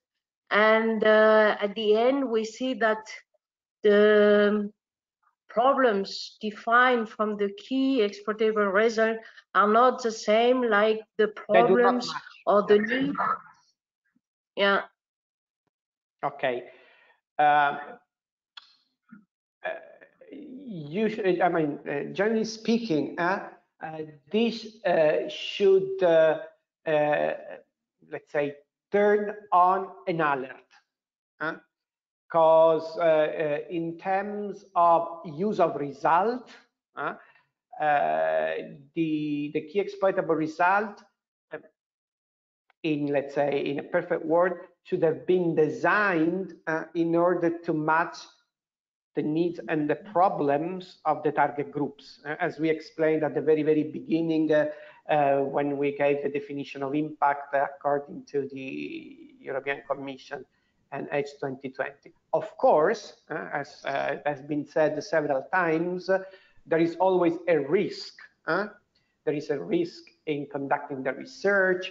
There is a risk in developing solutions, and this we may come up with something which is not responding to the main problems and to the main needs of the target groups. Then we need to go back and think at what we call mitigation action.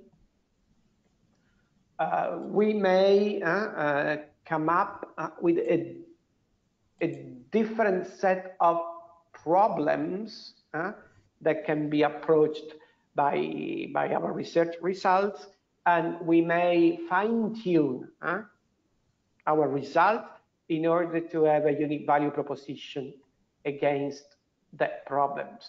But usually the main point is that if during our research project we realize that our assumptions are not validated, it's like when we are performing an experiment.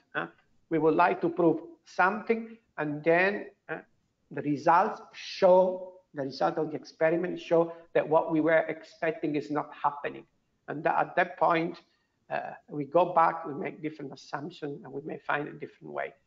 Same thing should happen with a key exploitable result if there is a feedback from early adopter, from target groups, that our assumptions are not as strong as we thought at the beginning, and this can always happen.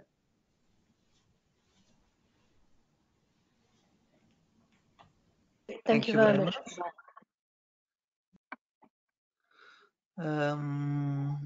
I don't see any other questions in the chat at this point, which could also be linked to the fact that we were running a bit late, so there's been a bit of drop off. If there's nothing else, I think that's it for today.